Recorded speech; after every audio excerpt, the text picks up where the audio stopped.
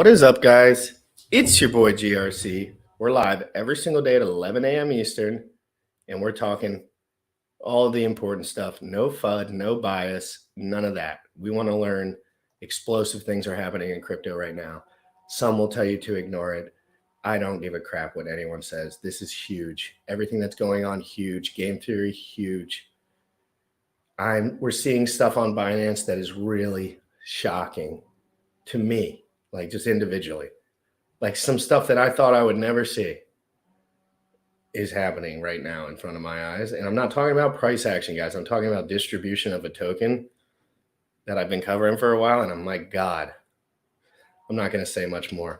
But anyway, Jack's in a Twitter space right now. This is Crypto in the Morning, but we're covering Zen Binance launch today with Sam. So we're going to be talking a lot about stuff. Jack, after this space, is hopping right onto the show. That's what he said. You know, obviously things can happen. He could be busy, he could run long. But hey, I have a feeling my boy Jack's pretty good. So Crypto in the Morning, every single day, 11 a.m. Eastern. Make sure you smash all the likes, guys. Hit the subscribe button. We're in here. We're having a good time. Life is awesome. Remember, positive energy will always win, guys. All right? I'll see you in 1 minute. You already know what time it is. Crypto in the morning. Crypto in the morning. Crypto in the morning. Waiting on phone. Crypto in the morning. Crypto in the morning. Crypto in the morning. Crypto in the morning. Crypto in the morning. Waiting on phone. Crypto in the morning. Crypto in the morning. Smoking a blunt on my way to the gym. 11 a.m. and I'm already tuned in. Got me some hacks and I'm making a stake. Got me some heads on, I'm making it rain. Pay me some maxi and that's just in case. GymRatCrypto sent me to show you the way. Crypto in the morning, crypto in the morning, crypto in the morning, crypto in the morning, crypto in the morning, crypto in the morning, crypto in the morning, crypto in the morning, crypto in the morning, crypto in the morning.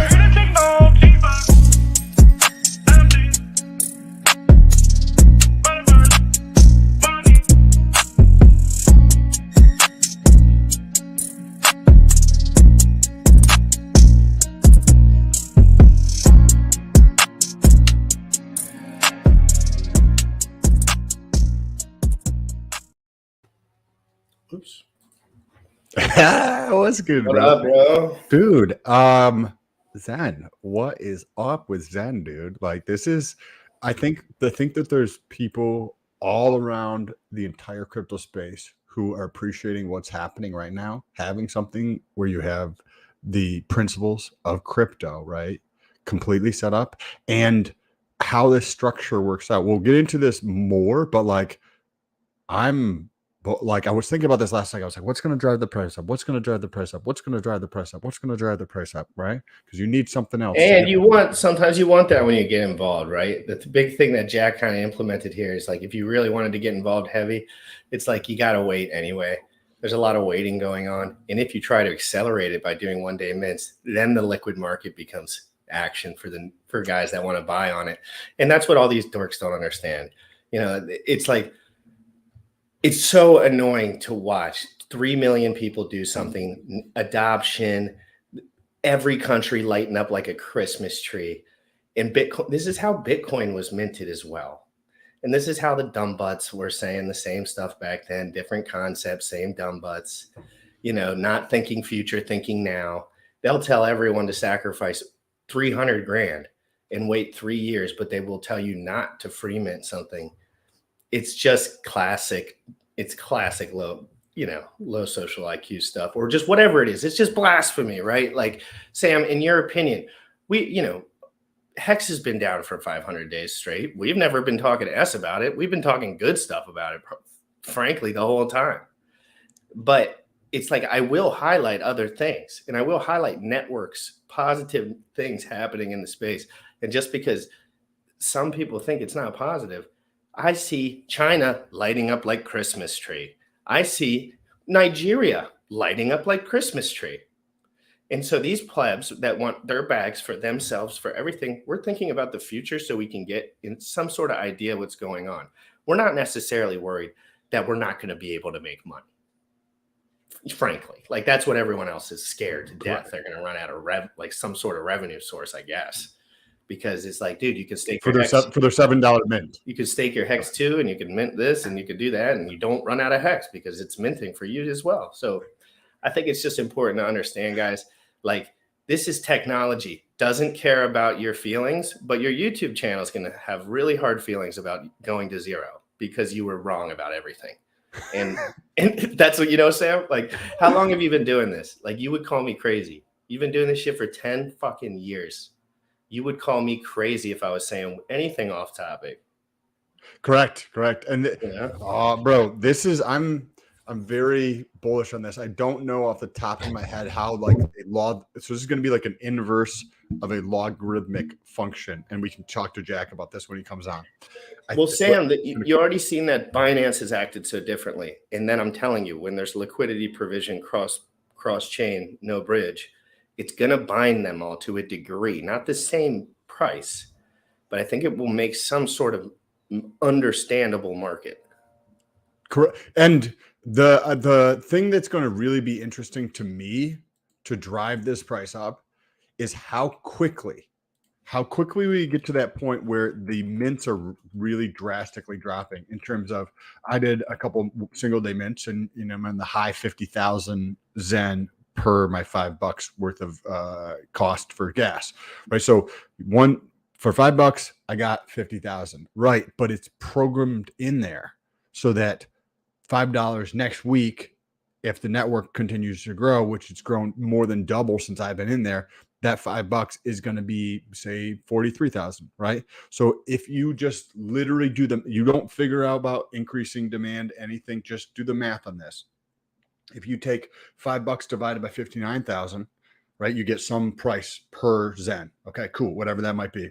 Then say 2 weeks from today, 2 months from today, 6 months from today, whatever that is, you get, say, gas price is now $10, right?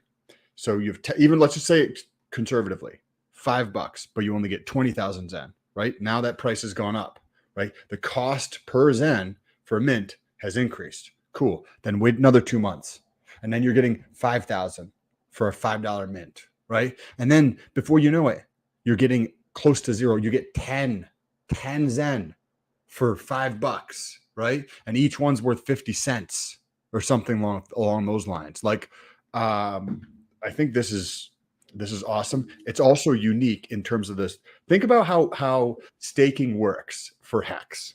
I love this name, by the way, Zen Hexagon. Yeah, that's what dope name, bro. Way to paradigm shift everyone in their face. Yeah, you're probably. Oh shit! Zen just started. LOL. It finds. Oh look, he's got K for K face in there. What does he say? Zen just started. LOL. It'll find a price, calm down, you guys. LOL. Zen can be like SHIB effect. Like, yes, exactly. He says the SHIB effect, but he means just like explosive, like marketing effect. So, and that's important. And, you know, he's in a Telegram with centralized exchange that just listed his coin B on the one on Binance only. I don't know if they've done the other one, but they definitely said they just as the show is starting, and that was it's up here right here. And Mexi listed it as well. There we go, guys. Man, I wish all my shit was getting listed.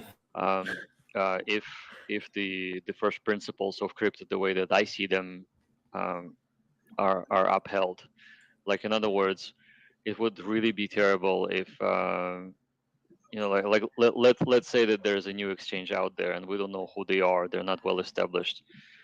They invite people to send their economic energy, their crypto, to that exchange, and then they get hacked, or the founders disappear, and we don't even know who the founders are. So I'm glad that you guys actually have all of the people listed. Like I can see it on Wikipedia. So there's a little bit more safety compared to some exchange that's very nefarious, and you just would end up sending your crypto, and then something they close your account, or you know, those risks do exist, and so we need to be mindful about where we send our coins, obviously. Yeah. I mean, one thing, the reason why I work for Hobie, and just to be honest, like I actually have been in crypto for quite a while, but the reason I work for Hobie is because they've been around since 2013, and they're like one of the oldest exchanges around. So like they've been around since like obviously 2013, but They've never had any security issues, and also we pride ourselves on like being a more of a community exchange. That's why we try to give all these rewards as much as we can to the community to incentivize them for coming and participating in the global digital asset community. So yeah, like I'm glad that like we had this conversation with you, and like we're really excited about the future. Um, you know, as far as like the protocol and everything going forward, like I know that I wanted to get your take on this person wanted to ask you another question about like the future of the economy. This is something a little bit more broad, but his name is Jason, and his question is he says like the economy and the global economy is inflation. You have all these things going on in the stock market and everything like that. What's your take on the future of like the world? I mean, in a sense of like inflation and all that. Do you see something like where crypto can eventually be an inflation hedge? And what's your take on that? Crypto is an inflation hedge. Well, it certainly has the elements of being an inflation hedge. Unfortunately, while we only have 4% of people participating in crypto, it is very hard for it to be an inflation hedge just because the might be 5% now. worldwide liquidity isn't yet there. And anytime there is an issue with the economy, people end up selling crypto for dollars so that they can secure the dollars, so that they can buy food or gas or whatever. Like we can't yet buy anything with crypto that is significant. So when all of the gas stations accept Zen or any crypto in general, then we're going to see that as more of an inflation hedge. So ultimately, the way that I wanted Zen to be designed is to be an anti-hodl currency, so that it could be used for value exchange as peer-to-peer cash, what the Bitcoin's original founder wanted to do. So Satoshi wrote the paper and he actually called it the P2P cash. So I wanted Zen to be the most widely accepted currency so that people could take it for goods and services. And the only way to achieve that is to receive a good chunk of 96% of the world's population onboarded onto Zen. And then we can actually succeed in making crypto more of an inflation hedge, because people will have an alternative versus their fiat money in terms of buying something that they require for daily living, that is. Yeah, makes sense. Like you see like if people use it as like peer-to-peer cash, it becomes more of like a currency as opposed to like a store of value, like what people think of Bitcoin, right? Exactly. Yeah. And the fact that there's unlimited supply, it could potentially, I mean, if there's unlimited supply, then there's not really constraints on peer-to-peer cash, because there should be always enough, to go back and forth. But you have a restricted supply of anything. There's only a limitation of how much will be on the world, considering how many humans there are in the world. So. Yeah. I mean, like if you think about it, most of the world's fiat under normal circumstances, the inflation is about 2%.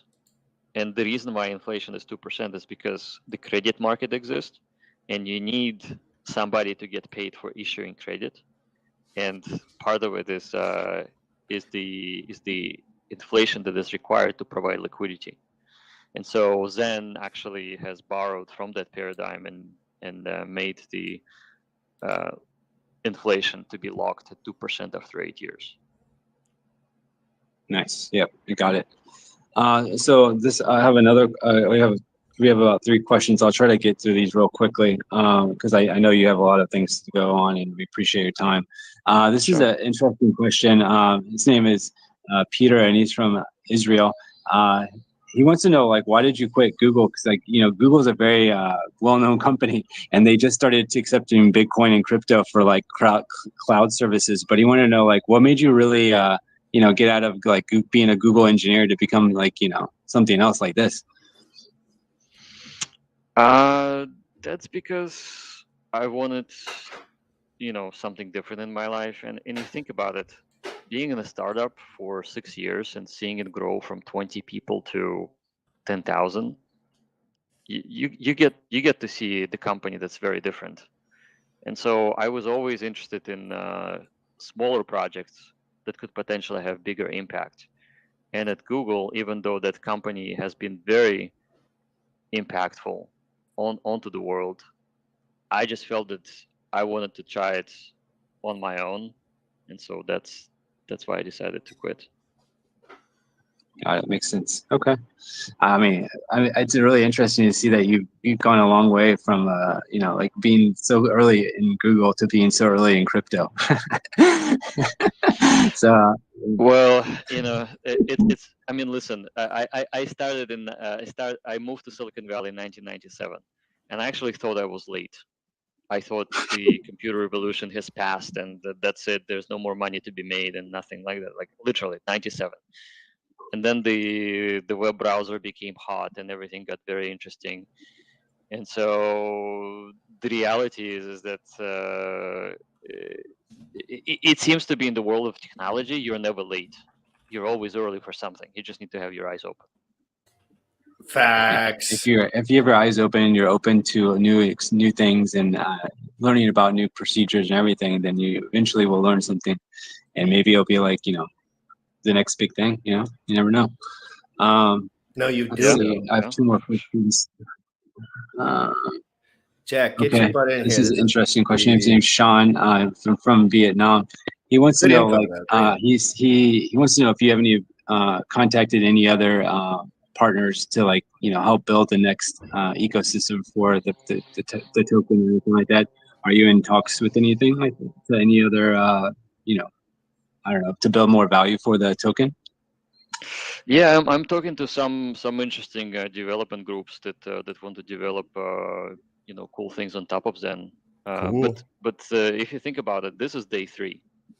Zen's hasn't been even in existence just yet.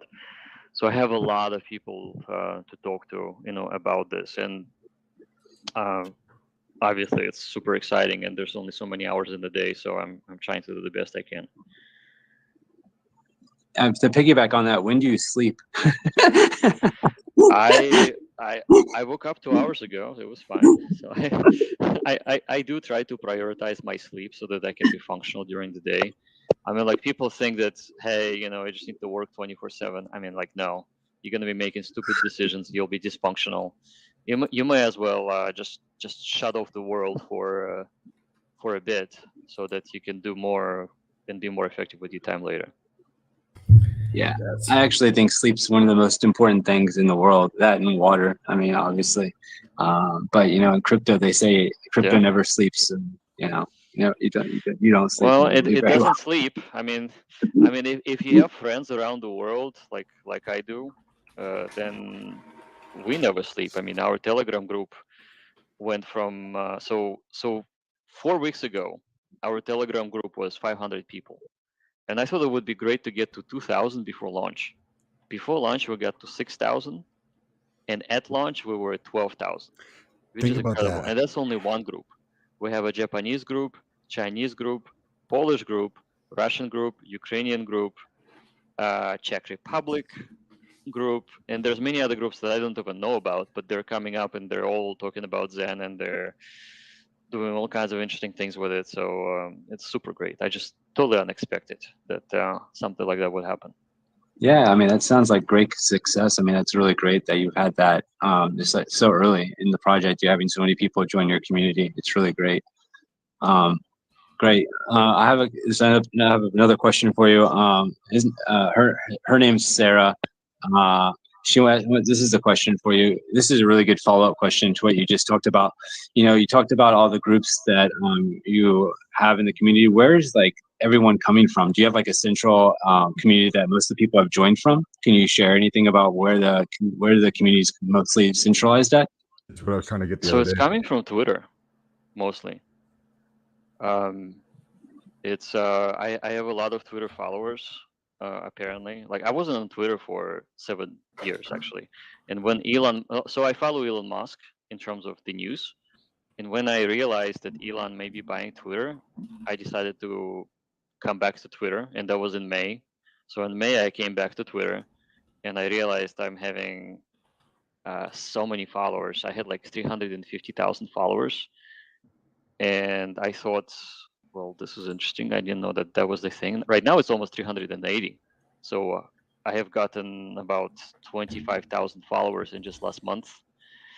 And I thought, okay, well, definitely I want to be, engaged with the Twitter community because it got so much better. And so I've been searching for interesting crypto projects out there, and I started talking with different people. A lot of people invited me to streams to stream with them to talk about tokenomics and first principles of crypto, all of those things. And so before I know, people were asking me, when will you release your coin? Like I would say about 8 weeks ago, somebody on the channel that was hosting me, I was doing a stream, and they kept asking me when I'm going to launch a coin, and I'm like, well, should I launch a coin?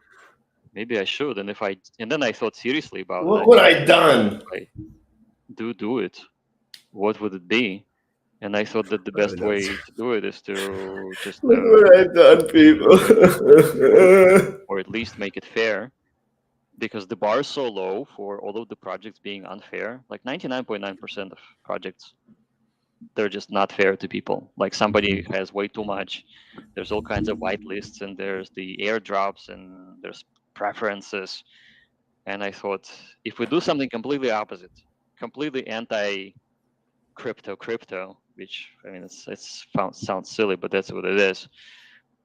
Going from an opposite direction, making it fair, no pre-mint, no admin keys, immutable contract.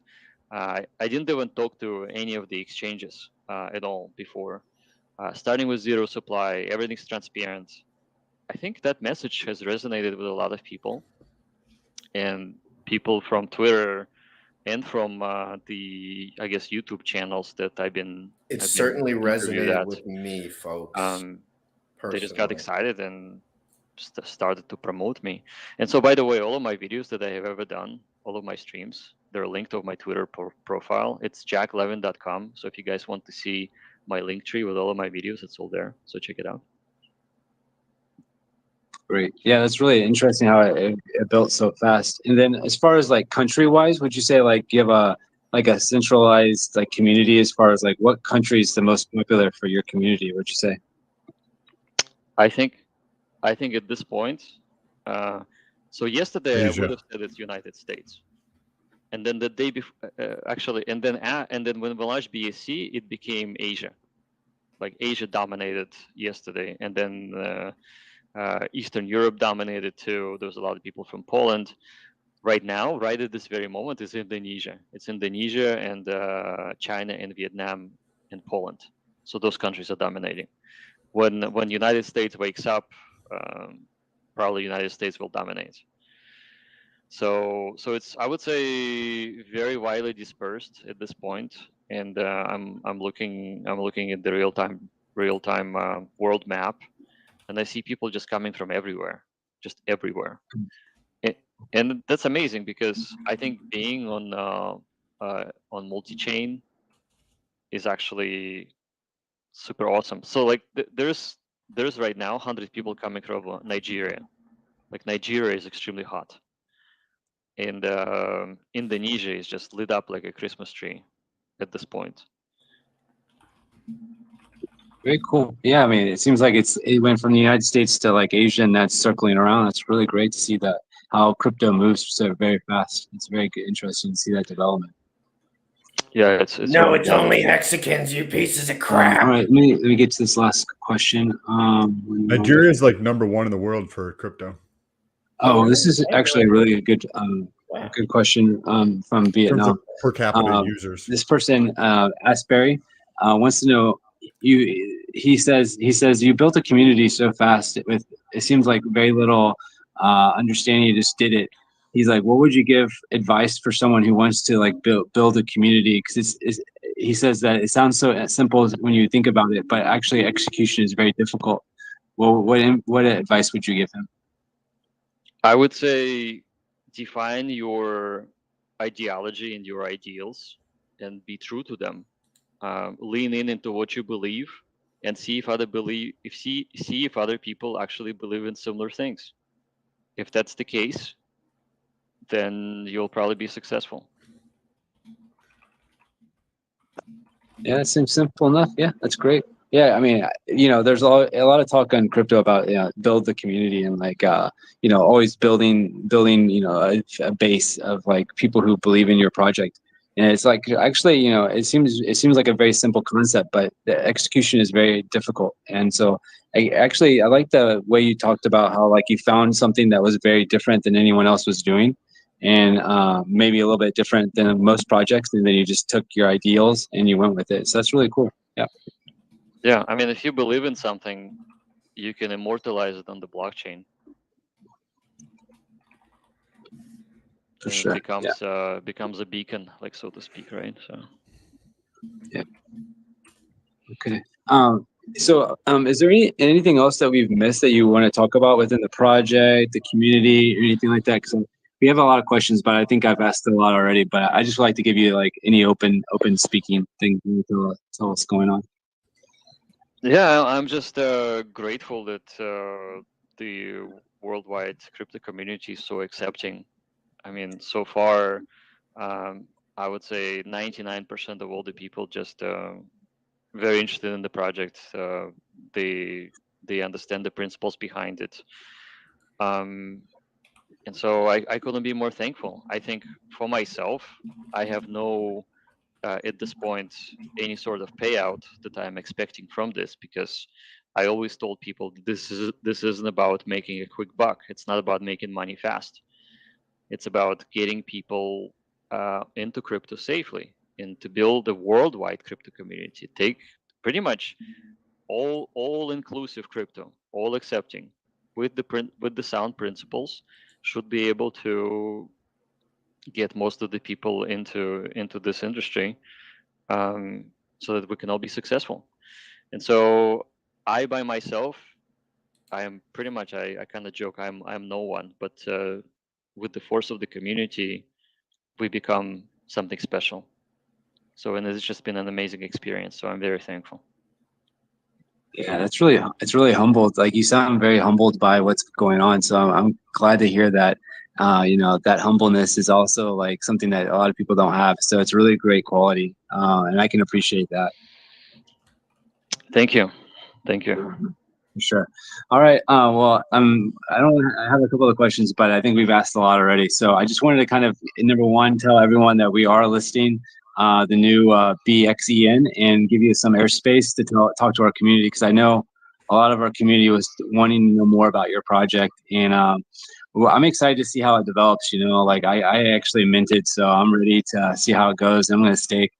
But I wish you and your project the best, and I look forward to keeping an eye on it and seeing the future with what goes on. Amazing. Thank you so much. I really appreciate your time and putting me on the air. Yeah, no problem, man. And Jack, I wish you have a good rest of the week. I know it's early. Get some coffee and have a great rest of the week. And everyone else who's listening, we're gonna have another AMA tomorrow at 7 p.m. 10 UT.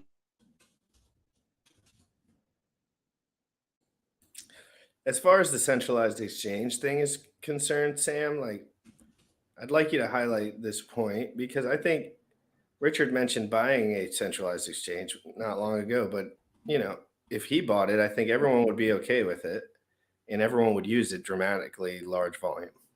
So, but when someone else is having any kind of, strength, showing strength as far as real money coming off the streets from centralized exchanges, from companies, from businesses, they just kind of point at it. But really, we need more people, more money, because clearly.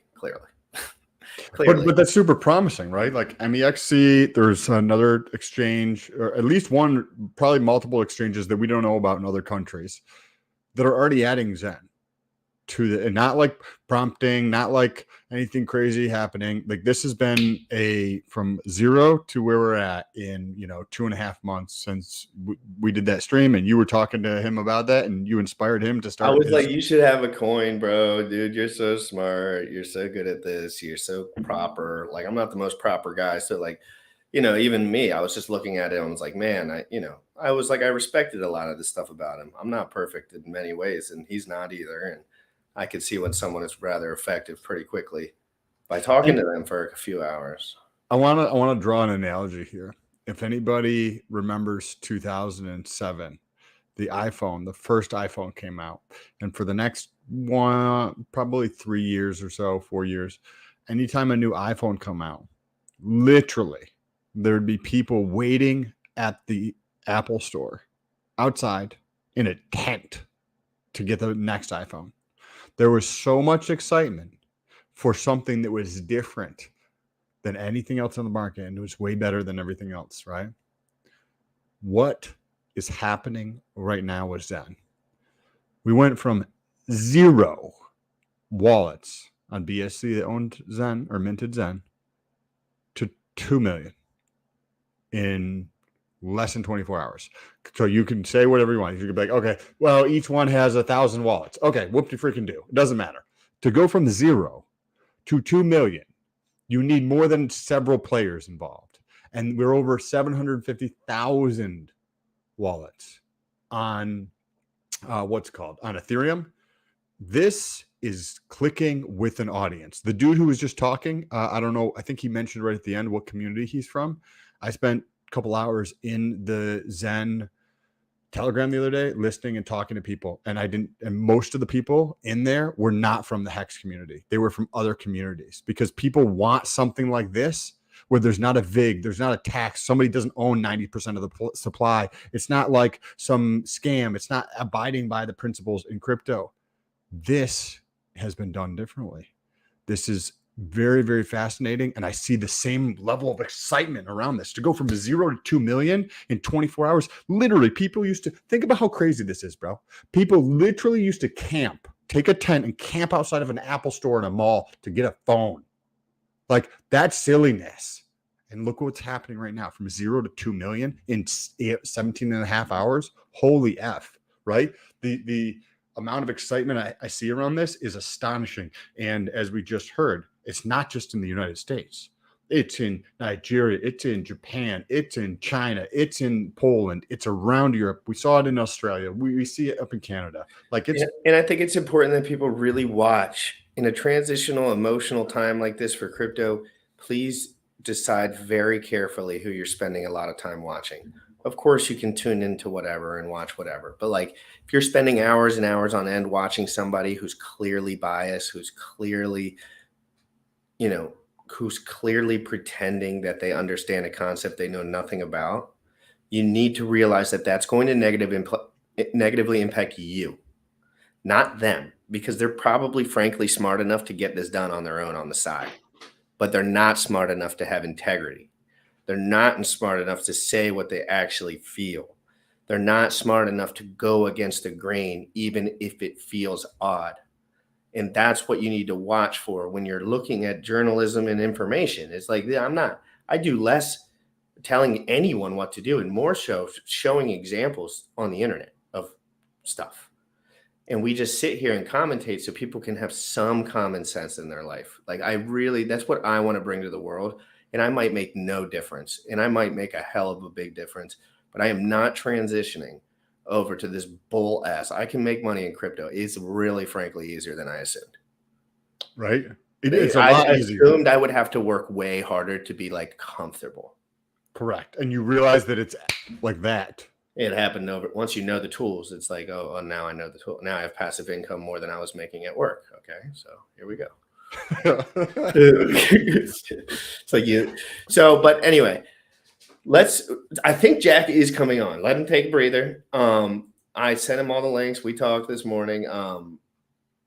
And I just want to go in a little bit more with you. Just not talking about anything specific other than kind of the game for people that actually want to understand. What do you see in just a broad way? Because this is the point that I'm trying to get across to a lot of people, as far as why is it not super effective, maybe, or super effective to bot everything out? How do these dynamics change? We see what's happening on Binance. Everyone front run the news for one day, man, accelerated the system dramatically. And then the premium went down, and then that changes dynamics. What do you see like these when you look at all of this stuff? And I assume you see this as beneficial for crypto. Yeah, I mean, like, we're talking about it, right? So I think that things that increase marketing, somebody said something about like, oh, why are so many people talking shit about you or something? And I was like, well, that's just free marketing. So I think something with such like rapid pace of people using it is going to get more people talking about it, because they're like, what is going on? It's a suck of energy. It draws attention in there, and we're going to drive adoption that way. And even Sam, let's say, for example, you were making $1,000 a day doing mints on however many wallets it took to get to that amount of money, right? What do you like? The price chart may not look, but let's say you're making a lot of money, but the price chart would tell everyone in the social media world that it made no difference, right? Because it's going straight down. Like, how can I help? Or I need to see like some charts that I can show people, because I truthfully want the real information out there. I'm so sick of these really smart guys that have all these biases and stuff, and people listen to them. I don't want to call them out personally because I don't even dislike them, but I know there's new guys that are going to get perma-wrecked by listening to them because they're not open-minded enough for crypto. Crypto doesn't move. Crypto moves incredibly fast. And if you're not unbiased, you're going to get swallowed into someone else's reality quick. Taken advantage of, yeah. And then all your money's going to be out of your debit card account, guaranteed. So, because, so we have Jack, he's in the house, Zen Crypto, Binance launch, already launched on centralized exchange as we were just looking. That he was with I don't know how to pronounce Huobo B or something, but it doesn't matter. This thing's explosive. The numbers are explosive. Jack's happy. I'm going crazy, losing my mind. Let's have him on. I'm excited. That's for damn sure. Hold on. I want to do the transition properly.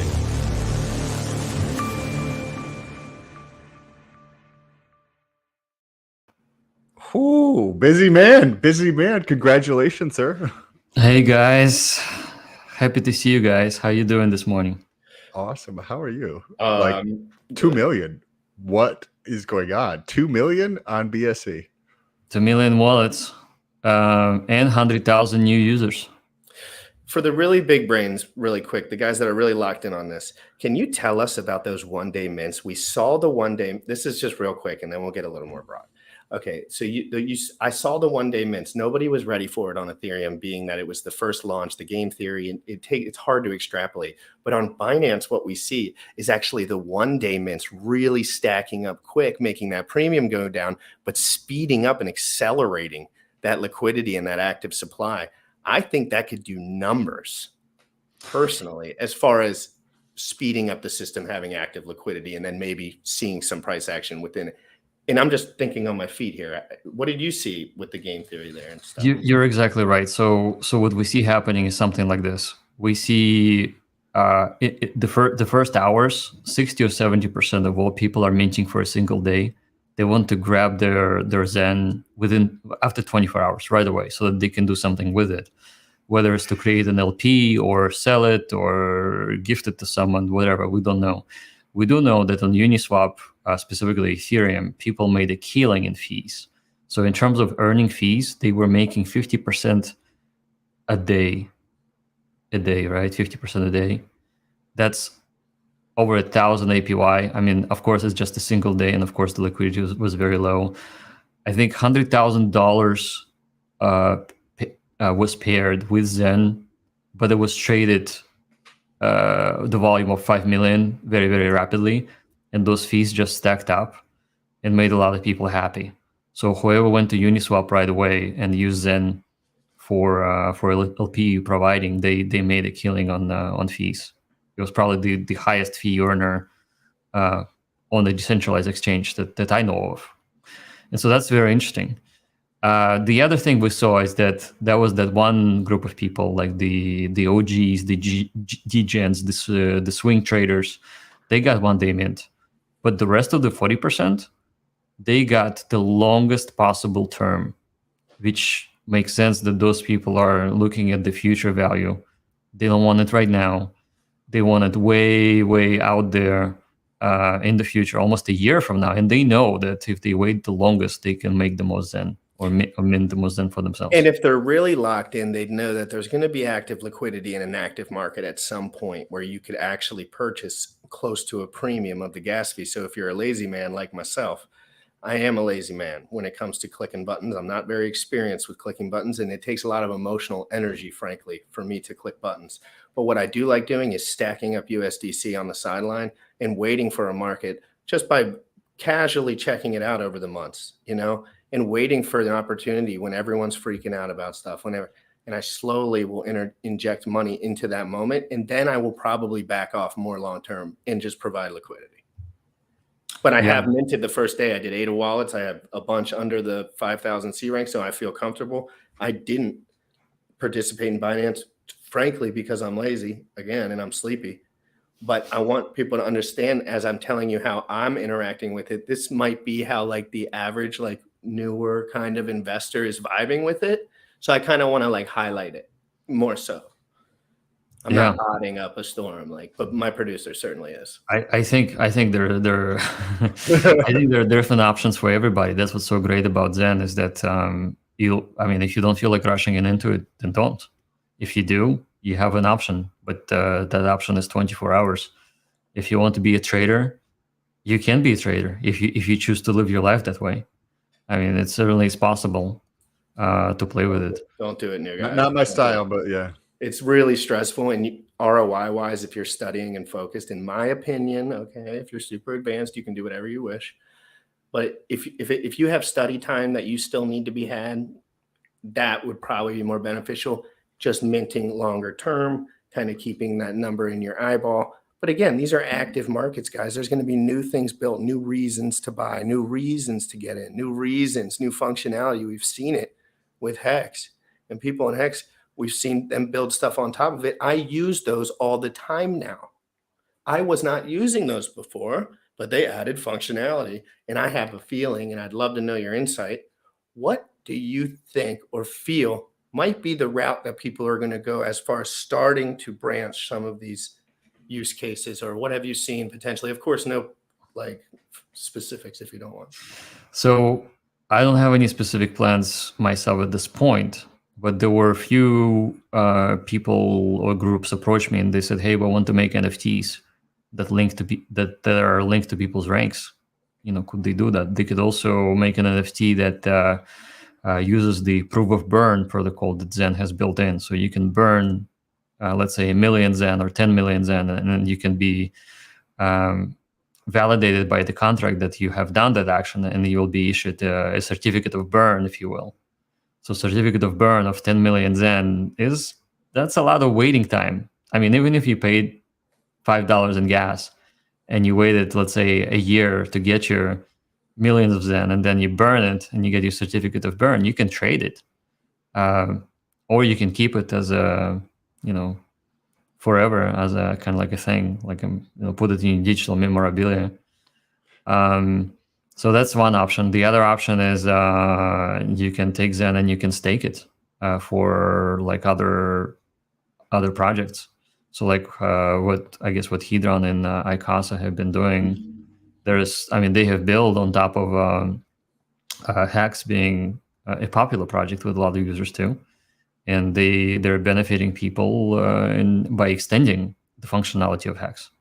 And so I think with Zen being very popular, and if it remains popular, and if it gets millions and millions of users, then there will be protocols being built on top of it that will accept it as the token of exchange. I would certainly welcome that development as long as they adhere to the first principles of crypto.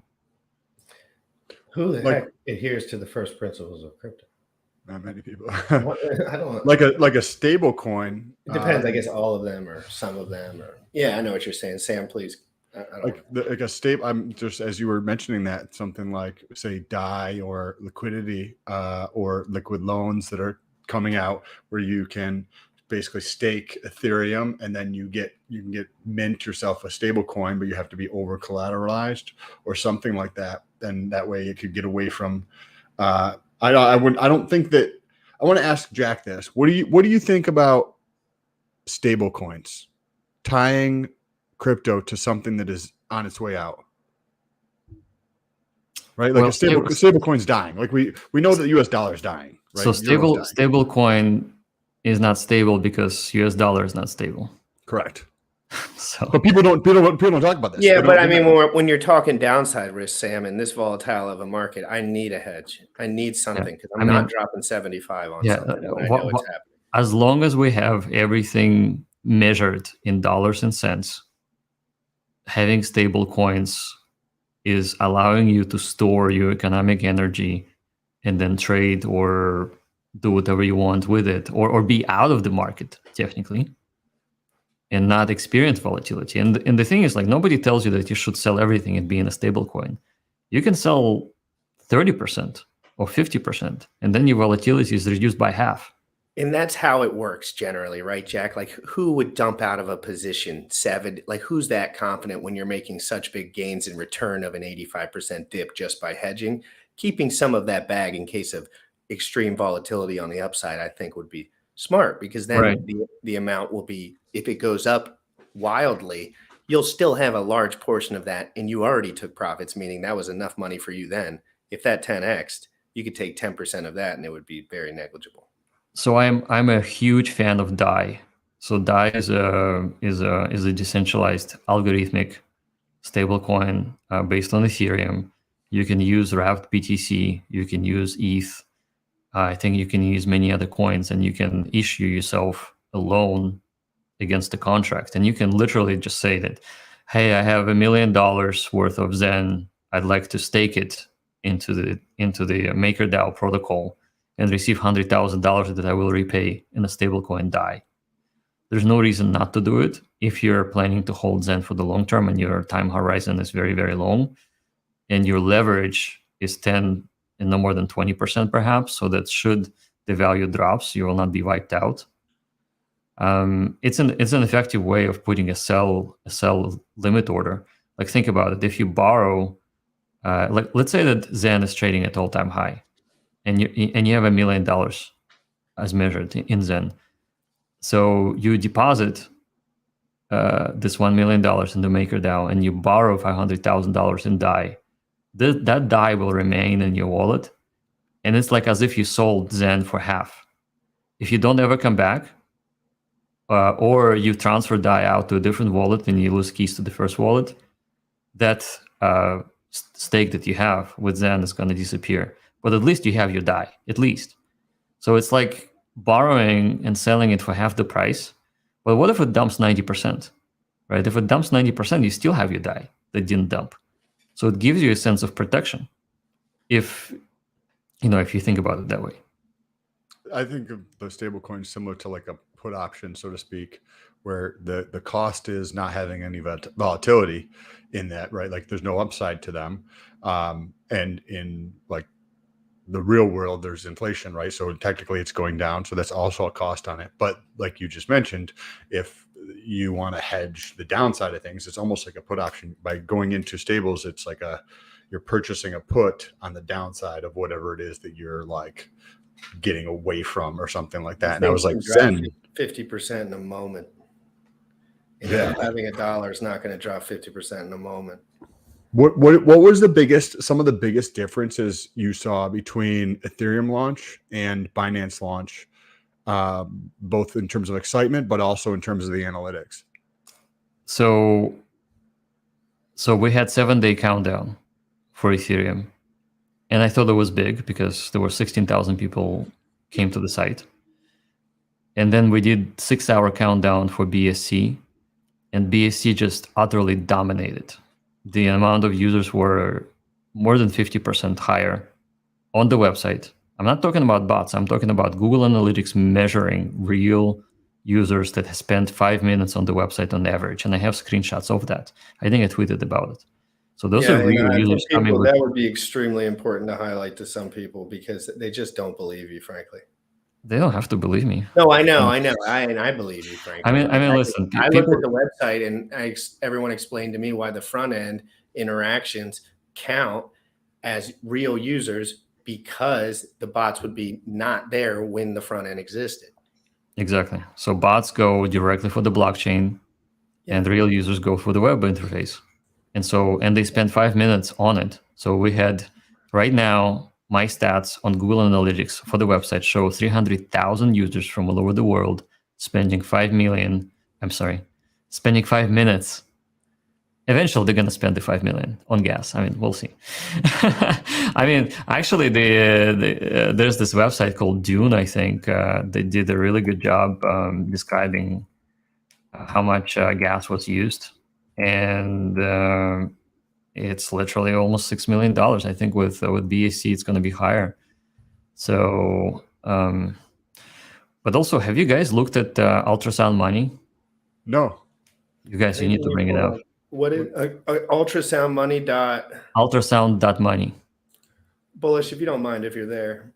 Yeah, ultrasound.money. Bring it up on the screen. This is actually quite incredible. Yeah, any of these kind of bombs you can give me, because I love all the analytics. They really help me feel more calm. So this is what gave us the most coverage, that one chart. So once we bring it up. Yeah, there we go. It's coming up. I'm not doing anything. You guys go ahead. You're muted, GRC. All right, here we go. Let's pull this up. No, let Bullish do it, Sam. Sam, please.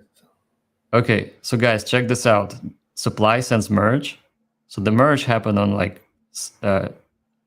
16th of September. We launched, if you go to the top, right? Go to the top of the chart. That's when we launched Zen.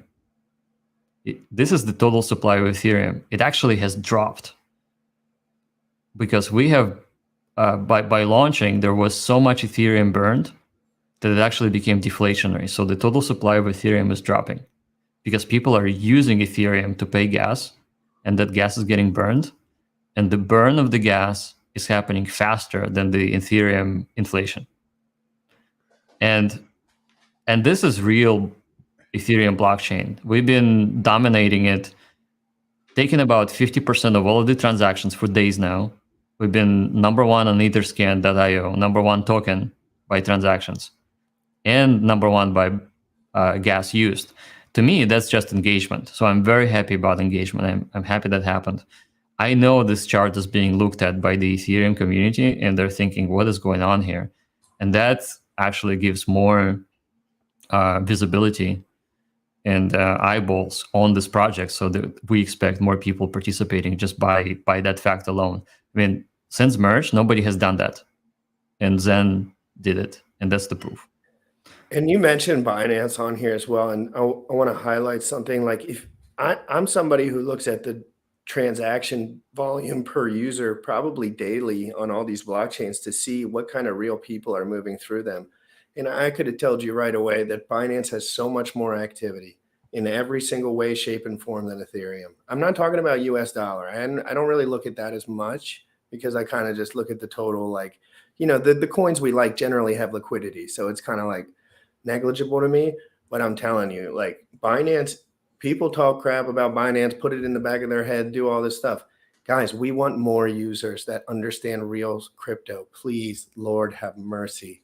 Do not allow yourself to become a maxi to the point where you eat your own ideas out alive, because this is about adoption moving forward. You need to understand that this will happen whether it hurts you to go to bed or not. Like, Yeah. you know what I mean? But thank you. Sure. Thank you for highlighting that point. I just tweeted this out, guys. So if you want to retweet this, if you have a question, Jack, I know you're probably busy, but I'm going to ask you a couple more questions. And if Sam has any questions real quick, I do have to use the bathroom. Cool. Yes. I'll retweet you as well. Yes. Let's go. What was, here's one question here from the, so if you guys have questions, just use question and leave it in the chat and we can pull it up and ask Jack. How can the launch phase be better than Hex? I think this person might be talking about something else. So you don't invest any money on it, just fees, no economic energy wasted for free tokens, which means everyone will dump it forever. There is no having nothing. You want to talk about that for a second? Because I think there's a lot of people don't understand like the chart of like how distribution plays out and like how like a logarithmic function is going to look. Do you want to talk about that a little bit? Sure. I think a lot of people are focused on today, tomorrow, and maybe even this year. I'm focused on the next 10 years. And so not everything is charts and not everything is dollars or cents that we see. The value is actually in the community and people are doing something together. And just to give you an example, let's say that within 2 years, and this may or may not happen. But my dream is that 100 million people, real people, use Zen for something. What will it do for its value? Even though you can make more of it by minting, you will still be making less than today, because 2 years in the future, the disinflationary curve will reduce the minting capability by 30% or so. And then in 8 years, it will basically stop. So if you had any FOMO, you have 8 years. 8 years to get you Zen, because after 8 years, the contract will stop producing as much. It will produce a fraction of a percent of what it's producing right now. So that fact alone, that there is more and more people getting in, and then there will be none of it available at the end, is a good way to, to play this game. It's a long game. So on a question of will it dump forever, guys, it's been zero. It's a zero value coin. It didn't exist 3 days ago. It can't possibly dump because you can go below zero. I mean, unless you count gas, but we think of gas like tax anyway. So generally, just the guys that have hedged their channel against it, and then they just show the charts over and over again because they want to dilute the point of what's actually going on. The chart is irrelevant. I mean, like, listen, when Zen came out, and it was the first user who plugged in a liquidity pool onto Uniswap, he put $1.50 for it. Does it mean that we have started at $1.50 and it's a fair value? No. It means that that user decided to sell his oranges for $1 million each. And I'm sorry, it's a free world out there, and you can do whatever you want with your crypto. So they did it. And then the market decided, no, it doesn't cost $1.50. It costs much less. And the price discovery ultimately settled on something reasonable. And I'm not even saying that it's going to remain at whatever it is, like 000 and 15. It could go down to 8 zeros and 1. It's irrelevant. That point is irrelevant. If you guys have, or anybody out there who is focusing on the price movement, you're not even looking into the future. You're looking at today, and you don't even understand what's happening today. Because what's happening today is just people moving tokens around and giving them random numbers. That's all there is to it. And generally, the reason I can say things loud and proud with my chest, and it sometimes shocks people because I'm not some sort of Harvard genius, is because I just have looked into it and I know what the other person's saying is so filled with lack of knowledge that I can be pretty darn sure that I'm 100% right and they're 100% wrong, because all of their points are filled with no detail, no real numbers, just blatant, like telling people things are going, this will go to zero forever, or he's the biggest scam artist ever. Dude, I had people calling my phone, my legit phone, like my mom calls my phone.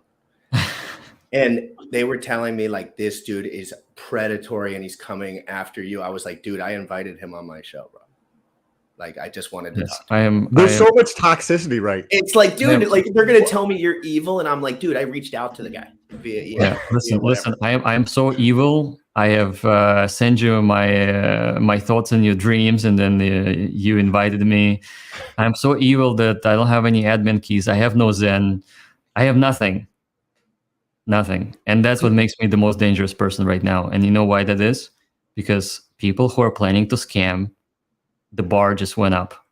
You can launch a project successfully and not have a pre-mint, not have investors. You just have a community that want to participate. And right now, it's a shot across their bow where the bar should move higher. And people will expect better projects from them. Not 30% allocation, not 50% allocation to founders, not unlimited pre-minting and then a burn just to give it value. People will be expecting different things. And that is the danger to those people out there who thought they're going to make it, make it out as bandits and laugh all the way to the bank. Well, right now, it's going to be very difficult if our project to succeed. Yes. Well, there's a good question going around, and I answer it all the time, but I want you to say it because Matty All-In, friend of mine, just asked the question. Would Jack buy Zen now? Would he have his family and friends buy it? I would say, personally, I would have my family and friends mint Zen with a good amount of days because they don't know what's going on. If you buy with no supply and no active liquidity, you're making a big mistake, in my opinion, until you have understanding of the numbers. Jack, I'm sorry but that's a question for you. Sure. I mean, I don't exactly know if he means to buy or to mint. I mean, he should have asked mint. Well, I think the question was, Matty knows probably what he was asking. So he probably meant buy on Uniswap. Probably he's talking about. I mean, listen. So if this is my family, they've never been on Uniswap. I can't even explain what Uniswap is. It's true. Would I tell them get an account somewhere or buy some Ethereum and go buy Zen? No, I wouldn't say that. But here's what I would tell them. I would say, here's a secure wallet. This is how it works. This is your password. Those are your keys. This is how you keep them secure. And by the way, $10. yeah, and I'm going to give them $10 in Ethereum myself. And then I will say, go and practice minting Zen. You will make between 50 and 60,000 Zen a day, or you can mint for a week or a year, whatever you want. And this is how you practice DeFi or practice protocols that interact with your wallet. And this is what it means to have self-custody. So I'll have no issues telling it to, my family, my mom, my dog.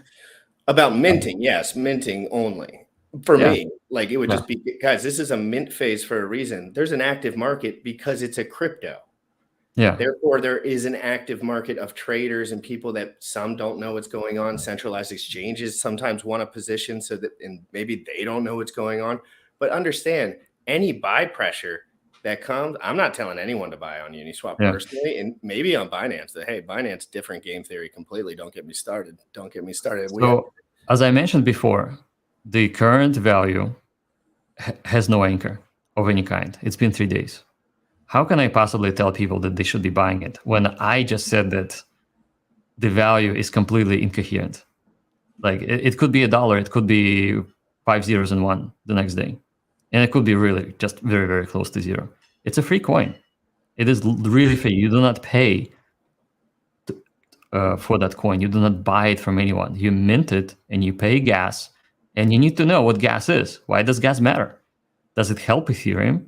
Does it help validators? What are the validators? How does blockchain work? So all of it is an educational level of information that people should know. I love this. Speaking of Binance, Crypto Gains Club asks this because we just went through this hack with the Binance bridge the other day. But through that process, Binance turns off validators on command. What do you think about that capacity to just be able to shut off people from the marketplace? Because for me, it reminds me of like AMG, right? When Robinhood is like, F the little guys, right? We're just going to help out Wall Street, right? And I would like to hear your thoughts on that. And so does Crypto Gains Club. Yeah. My position is that I do not like exchange. I do not like blockchains that are centralized. Blockchain meant to be decentralized.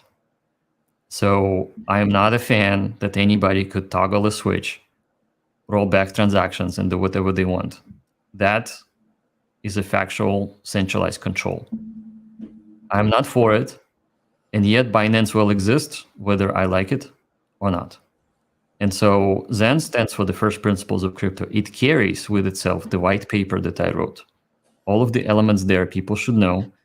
And if somebody on Binance is participating in the Zen protocol and they're curious to read that white paper, perhaps they will understand what self-custody is, what decentralization is. They will choose the chain to their liking.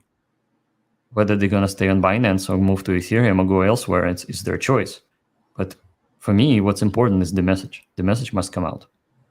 And I think long-term, these liquidity providing situations are actually going to bound these things to a certain ratio and create more stability over the pairs that are getting somewhat similar volume, to a degree. And the next question is, Jack, and this is the one that my DMs probably, 11 DMs asking the same question. Jack, when do you expect to launch on Poly? If all goes well, if all goes well today, I expect Polygon to be launched today too. Lord have mercy on my soul. Exciting guys, just pray, call your family, be at your computer.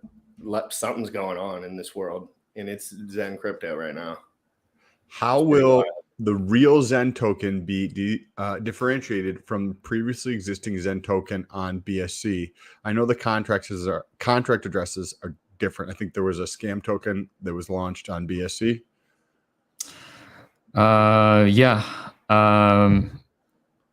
So it's differentiated by us listing the contract address and posting it on our official Twitter and telling everybody we know that this is the one that you should be using.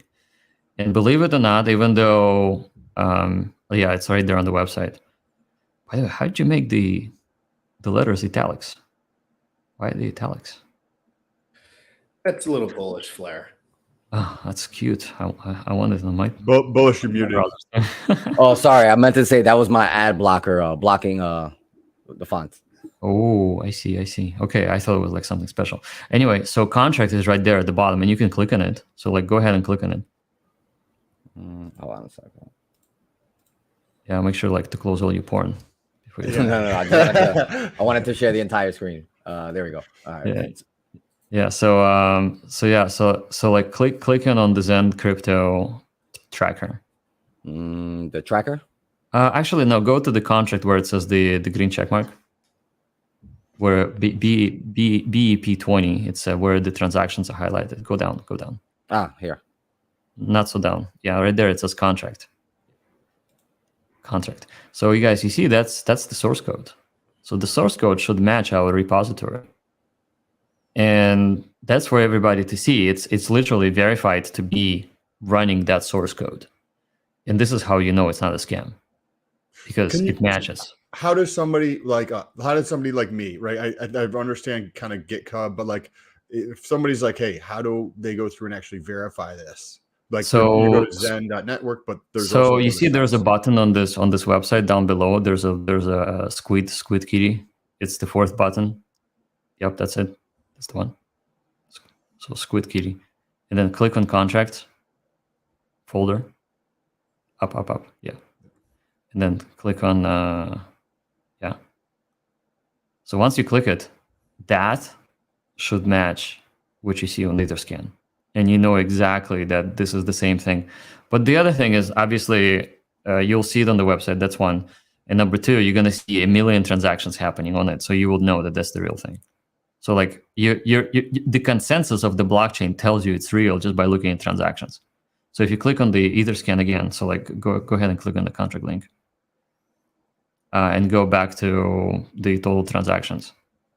And then count them. Like what is this showing? 1,445,000? Total transactions? Yeah, 1.45. Okay, right. So a scam unlikely to be able to generate that many transactions because nobody's that crazy. So that is one validation that you can check to see like is it the real thing? Is it happening? Yeah, that's the one. One thing before I drop off real quick for any users who like want to make sure they get the correct contract address. When you switch between networks, the contract address will update, and that's how you know it's the real one. Yeah, it will update. For sure. Fascinating. There was one here around the C rank a while back. Question: what C rank is required to be able to mint form start for 8 years? Mint form start for 8 years. I don't know. There's no requirement for C rank. C rank is equal to global rank when you join. So right now on BSC, global rank is close to 2 million. So you're going to be starting at 2 million. Or 1,100,000. Is there a site that's going to accumulate all of the mints together just to have like an overall Zen mint? I think so. Yeah, we're going to make a dashboard. I can't wait for the 100 million. We will also make a dashboard showing how much gas we burn, so that all the crybabies out there who are hating something that people are wasting money on gas, they can look at that number and maybe. And they don't want us to bring up other spreadsheets on gas wasters either. They don't like you don't keep those in my download file, and I'll keep them off the stream. But again, guys, I don't want to blow the gas fee thing out of proportion because I think it's negligible as far as most people are concerned. This is blockchain. All information should be available. All facts should be seen, and everything should be very clear. Yeah, they are. I mean, frankly, they are. But most people just aren't looking for the facts. They're looking for their reality to come true. Well, you know what happens? Eventually, those facts will come looking for them.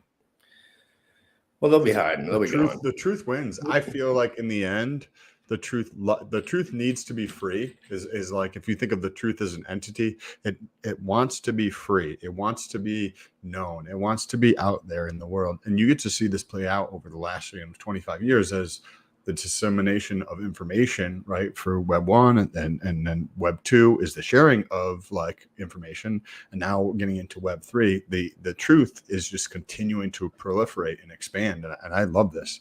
With the supply, this is more so. I saw somebody else talking about this, but to paraphrase, is this a time link thing? So or is it more so weighted towards the total number of people who are minting? Meaning, which has a greater effect on driving the amount minted down?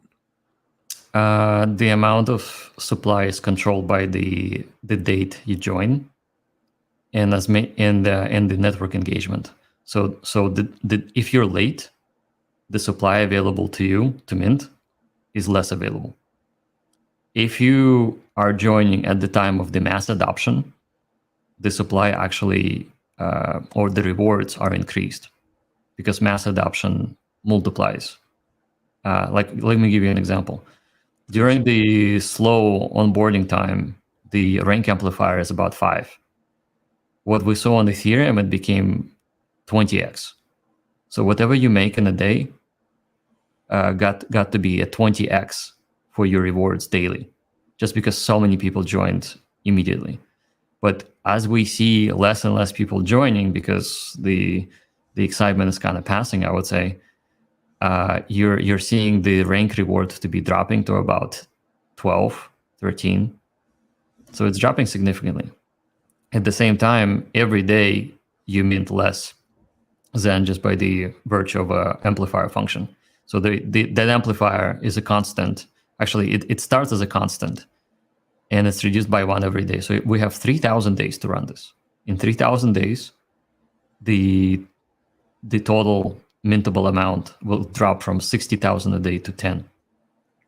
So 60,000 and 10, like in percentage points. 10 as in like 1, 2, 3, 4, 5, 6, 7, 10? 10, like your fingers. And so that's on the 3,000th day. On 3,000th day, you will make no more than 10 Zen per day, no matter what you do.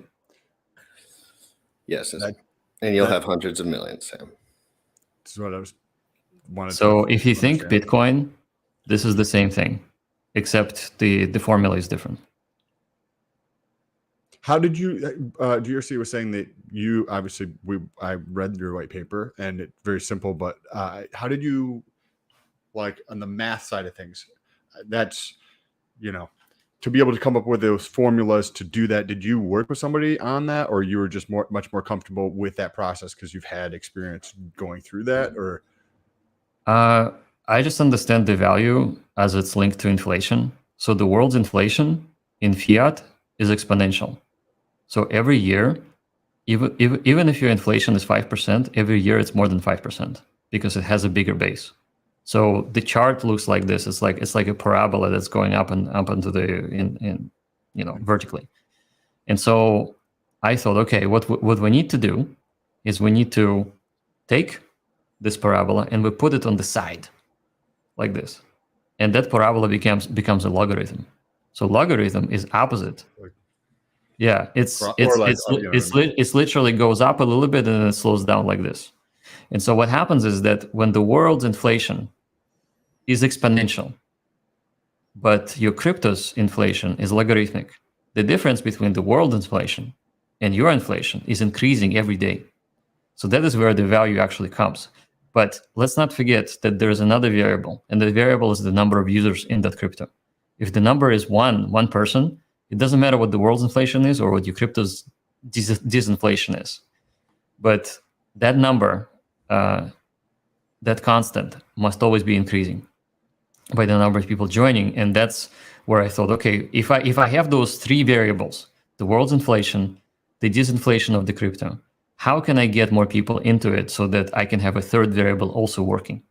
And I thought that the way to do it is through social engagement. Give rewards to the existing protocol participants by giving them incentives to bring their friends in at the lowest cost possible.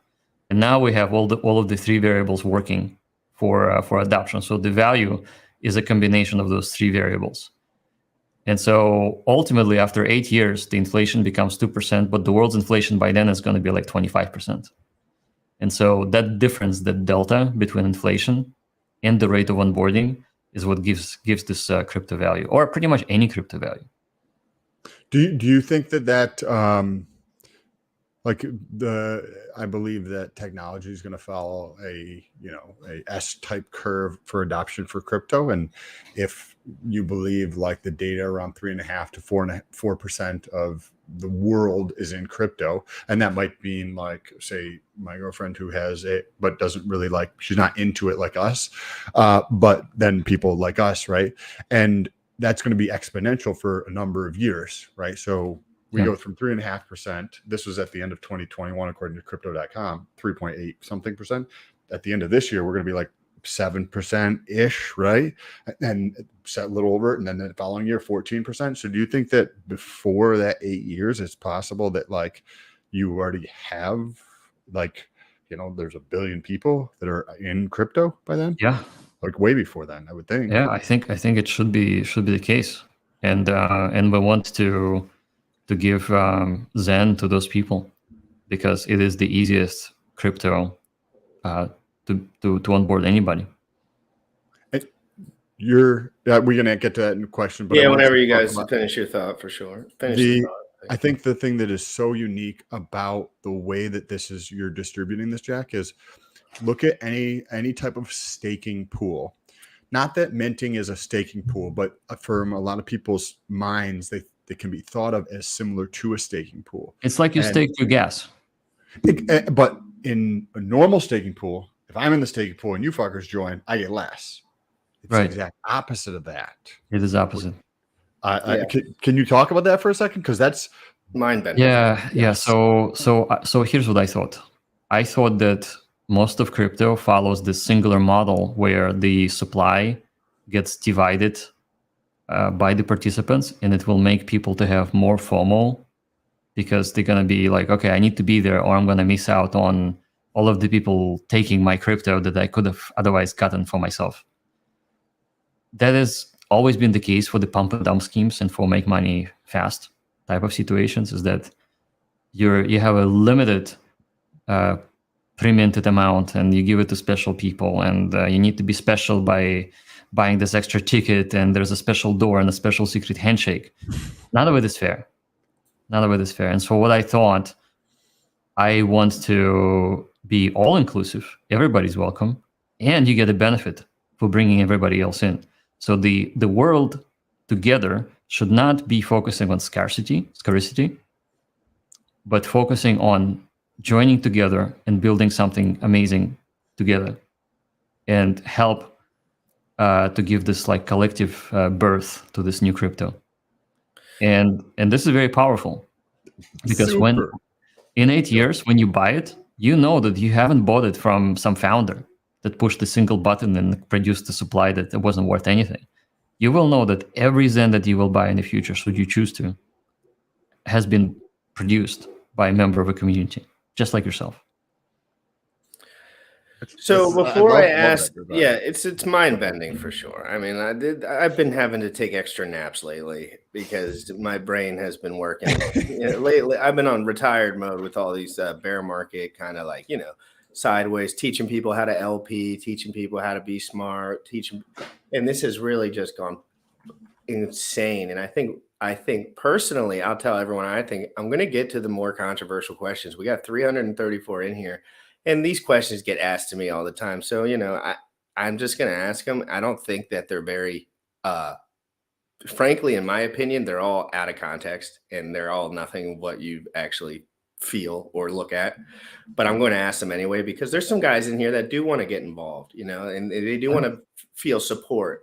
And there's already guys called Zen Hexicans. Like, there's already a little bit of a, but it's, so the first question, then I'll get into the second one.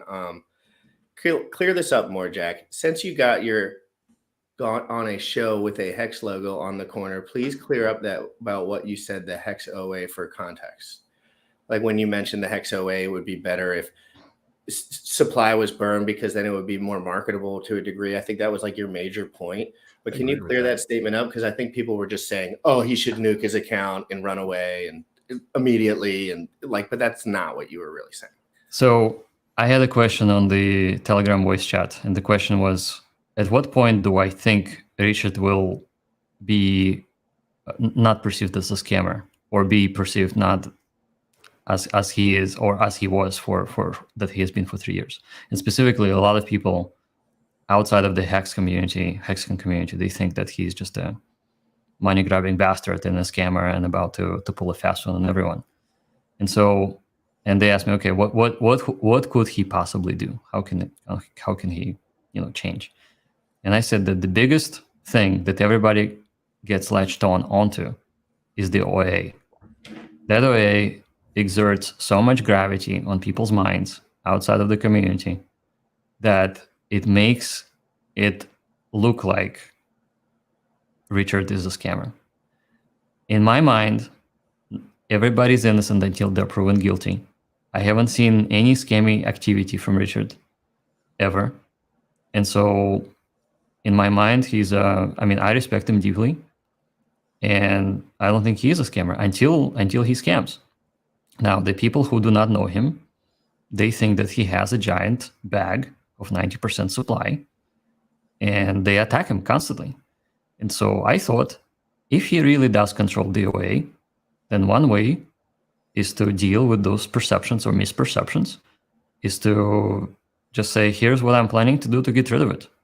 Or implement some sort of other feature within, Hex, maybe on top of it, maybe some sort of a DeFi thing that will voluntarily allow people to burn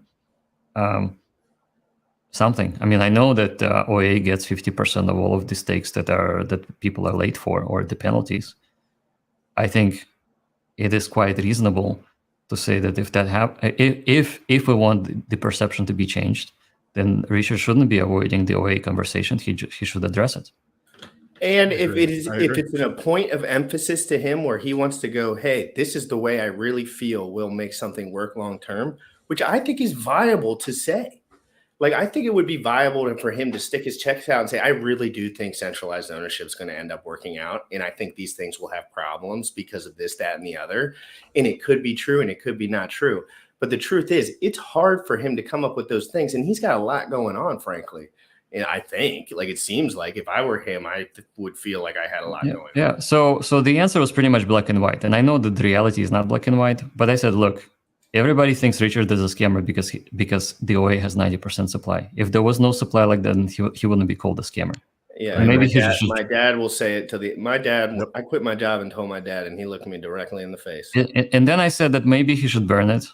I mean, I didn't say that he absolutely must burn it and it's terrible that he has potentially does or doesn't, nobody knows, right? It seems like he does, we just don't know. But I also told him to blow up his Lambo. I mean, like, listen, guys, light it up. I mean, I like when shit blows up.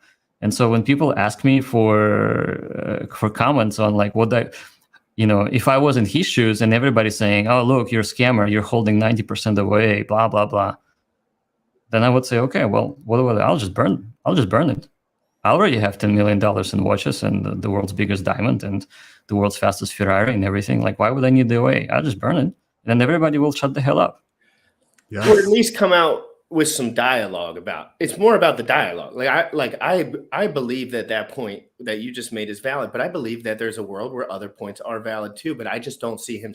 He's just kind of staying away from the subject because, frankly, it's a private conversation that he should probably have with people. Like, to be honest, when you put this stuff online, it's just at this point, in my opinion, it's so explosive and everyone takes it out of context. And yes, it will even out. So here's what in conclusion, here's what I want to say. The question was specifically about Richard's perception as a scammer. It was not about the technical economics and mechanics of Hex. I know that OA causes the yield to be higher for the rest of the people. I know that. And I know that it's plugged into a formula, but that was not the question. The question wasn't about the Hex value or the APY or more people buying it or less people buying it. It was specifically about why do people think Richard is a scammer and what do I think he should do? And in that particular context, I felt that OA makes him a target for those sort of comments. And I think those comments are unfair, and because he hasn't done anything. And we cannot say that somebody will do something because they can. That is not true. Not true. Nobody is guilty just because they can be guilty. So I don't believe that. I agree with that point. One of the things that I thought, right, like because of the benefit of the supply increasing and that going to the stakers, blah, blah, blah, like we all know what's up with that, right? Okay. Well, putting it on a vesting schedule that was on the blockchain that couldn't be touched, right? Whether that vesting schedule is 37 years or, a certain amount of it comes out per year starting in 7 years or whatever the case is, because that's right. There's a great big perception out there, right? And like, people are just not necessarily in legacy finance are not necessarily super interested in something like that, or they're very apprehensive about things like that. There's a lot more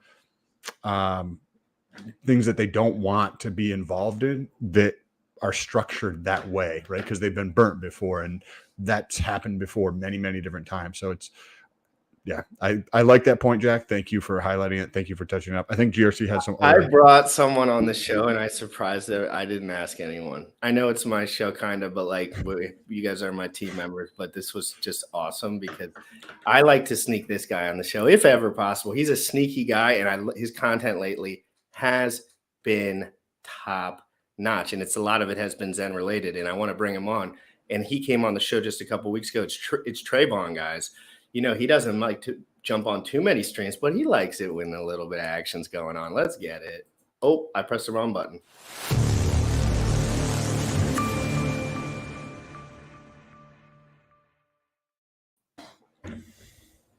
What's up, guys? Hey, dude. Oh. What is up, dude? What's up, Jack? What's up? Welcome to the grind. What about me, Trayvon? What's up, GymRat? My bad. You're not important, dude.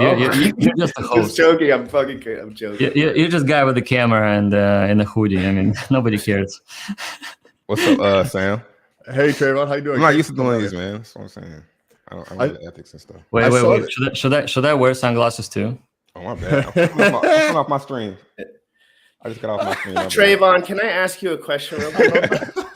Can I ask you a question? Oh my God, what is going on? What is this glasses? Like somebody We're going viral, guys. Let's do it. No, but I have a question. Those are the glasses my girlfriend has. Oh my God. I haven't laughed like this in like a week. I've been so stressed out. Unless I'm watching Trayvon's like smashing something. Well, everybody's freaking out for like no reason. Correct. What y'all talking Paradigm shifting, bro. Paradigm shifting, bro. What were y'all talking about? We're talking about Zen, and we're talking about a lot of like, we thought Jack got a lot of the stuff that he said that was very calm and very nice and detailed about the beliefs he has about Hex and some other coins that are just a little more centrally owned, got blown out of proportion completely in the Hex community, and they're just using it as a way to attack everyone. And I just want everyone to be open-minded. I see a lot of wallets. I see a lot of action, and I want people to have some synergy here so we can all benefit.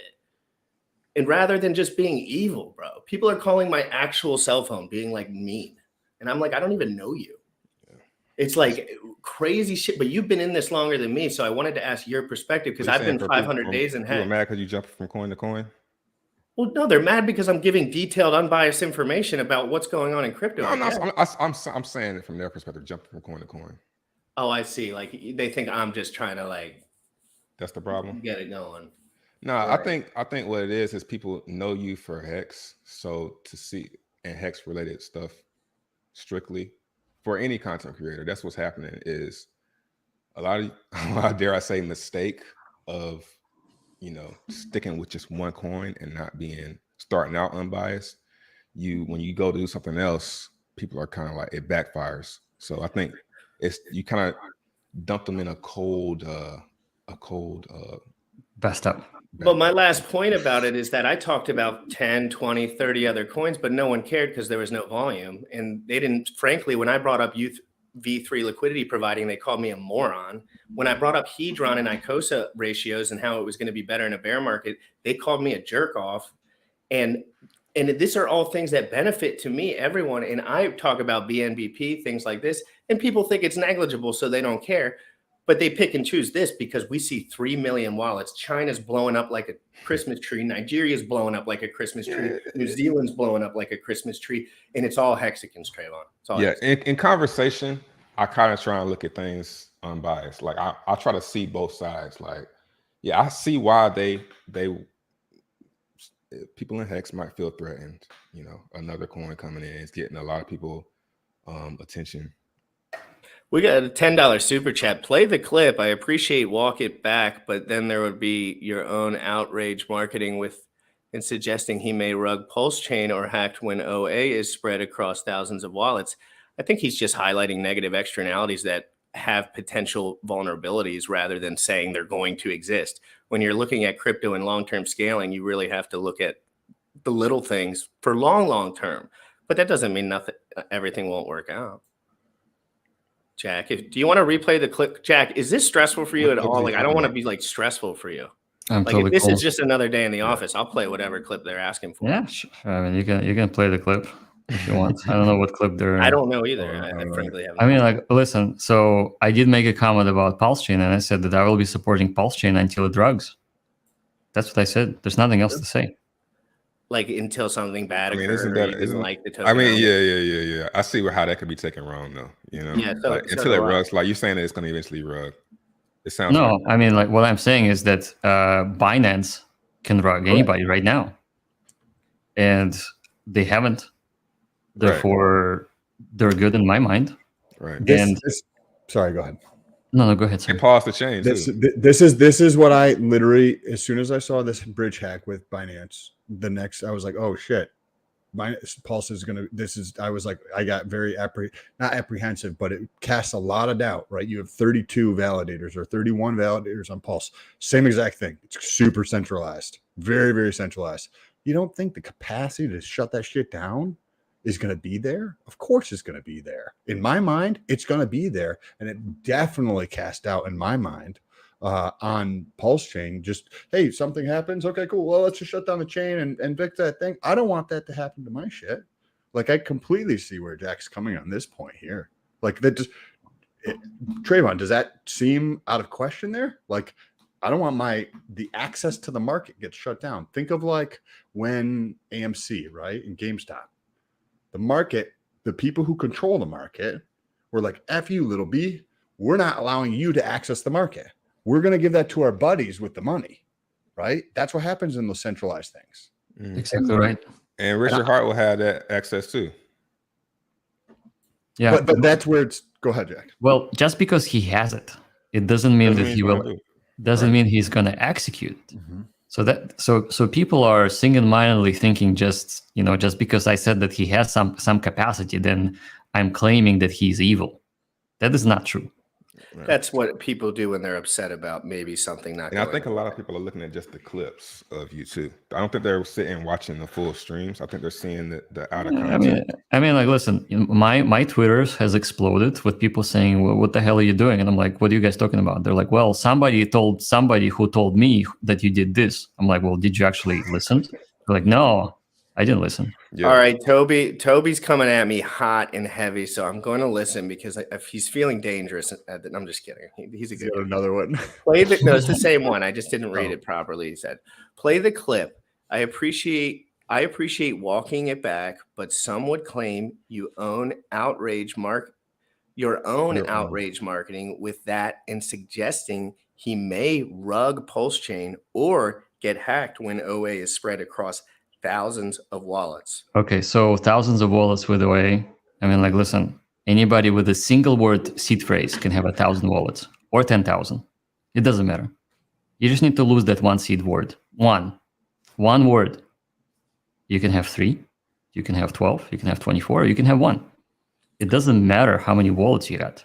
So the point is that if somebody has a password, it's a risk, period.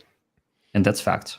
I think they don't like hearing the truth. Maybe it's the truth of hearing and knowing. Well, the truth sometimes hurts, but hey, the truth eventually sets you free, because you're not going to be basing your decisions based on some sort of non-truth that will eventually. Let me ask you the question again then.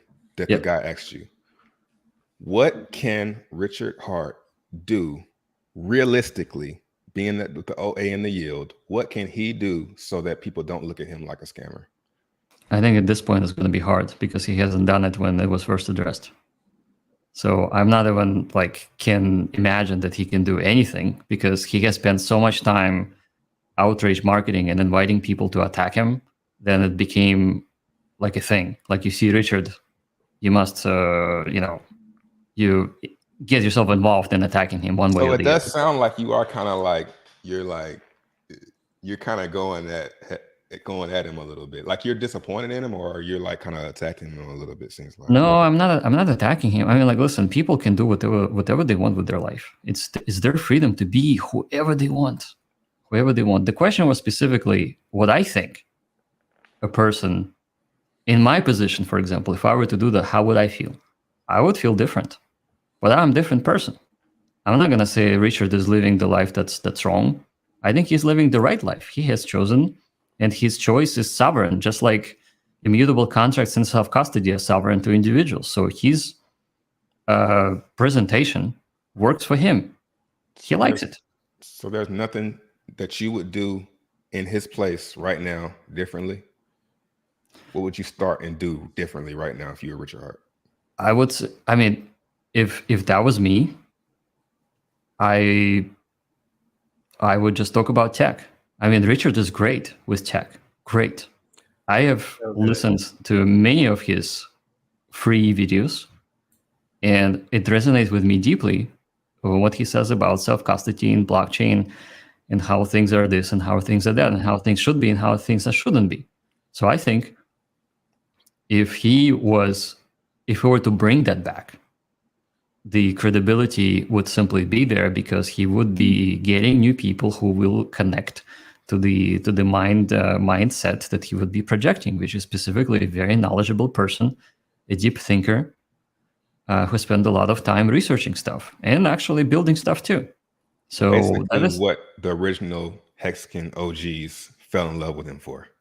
Yeah, and I think a lot of these people that are mad right now weren't in from the beginning and don't remember who Richard Hart really was. It's kind of like if you in Hex now, you fell for the marketing side of him, which it makes you kind of like, I don't want to say stupid, but after like, day 500, it really went full-fledged like Gucci stuff, and that has an audience, guys. And maybe Richard has some insight in his mind that that's the audience that he should be tapping into long term. Maybe he thinks that the older people just won't adopt even if he does everything right at this point. You know what I mean? Like my dad makes a lot of money. He ain't buying Hex. Promise you that. I stream about this stuff. I think it would have worked better for him maybe 20 years ago, him doing what he's doing now.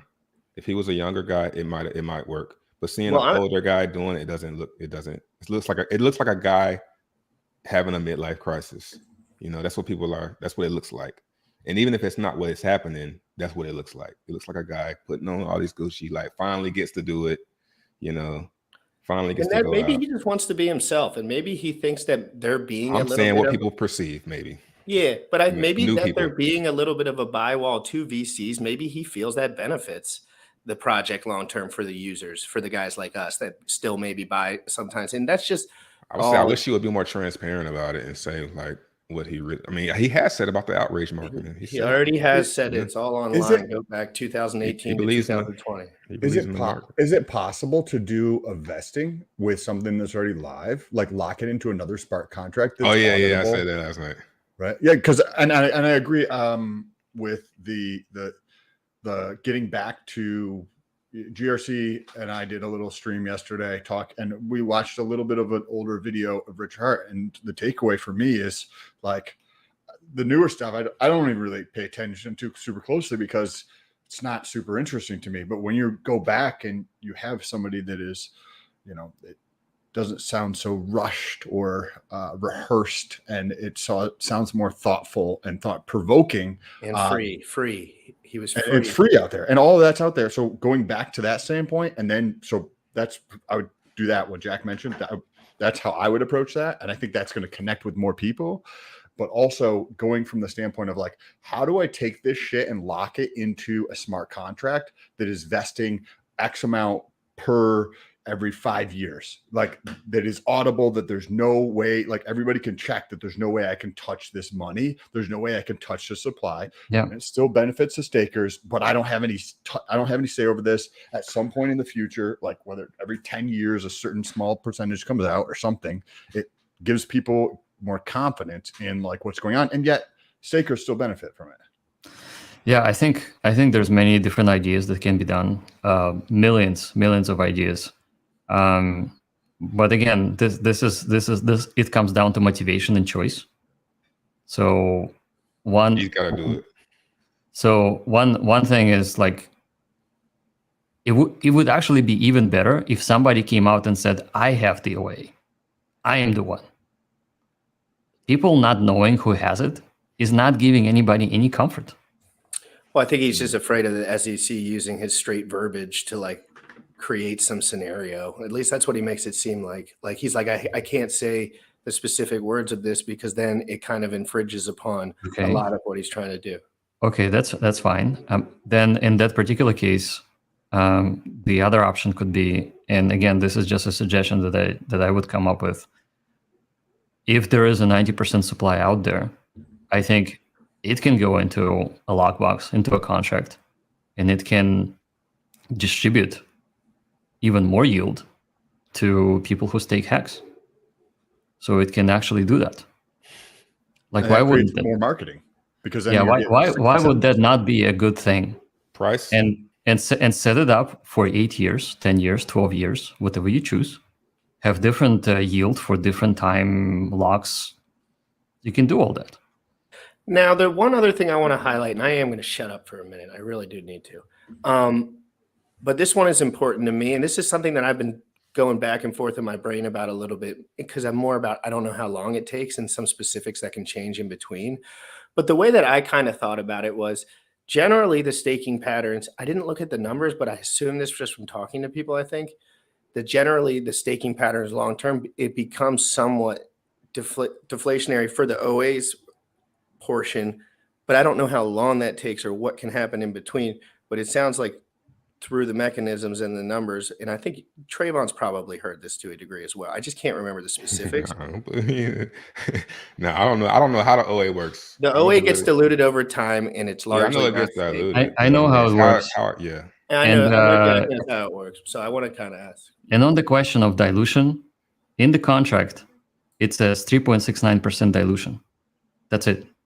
So that's all we is it diluting a lot? I can't say it's diluting a lot. And you know what? The 50% of all the fees that are the penalties, they also go to OA. What does it do to the dilution? It actually makes it less diluted. It grows, and you can go on chain and you can see how it's growing. So is it diluting? I think it's somewhat neutral.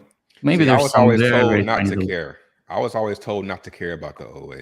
You see what I'm saying? Okay, well let's. So nobody should care until somebody asks. Everyone generally in the Hex community believes the OA is a feature for positive price performance. When that's generally the ethos there. It like might be. Saying, if the OA wasn't there, there would be less price performance. It might be, but we're talking about perception of a human with the world's perception, not the price performance of a cryptocurrency. Right. If you're talking about scaling to the world, and that's kind of what we're talking about here. Because you have to get to the world, right? The objective of crypto kind of on one hand is getting everybody into crypto and away from, the way we have been doing things with fiat, right? And that could be, those could be different stories people are telling themselves and then not entering into crypto when they see things like that potentially. Outrage marketing works, but it gets boring and dull over time unless you keep people engaged. People want to know about Pulse and PulseX, and he's not really giving us any.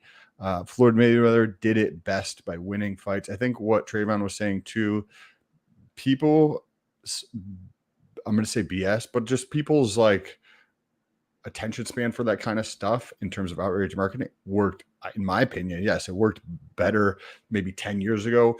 20 years ago, 15 years ago, right when like a lot of social media and stuff was like really starting to ramp up, right? That's what like all the Logan brothers were doing perpetually, and just anybody trying to gain attention was doing pranks or doing all sorts of bullshit to just try to gain attention, whether it's like I'm in front of my Lamborghini, you know, and my bookshelf in the back of it with like Ty Lopez and stuff like that.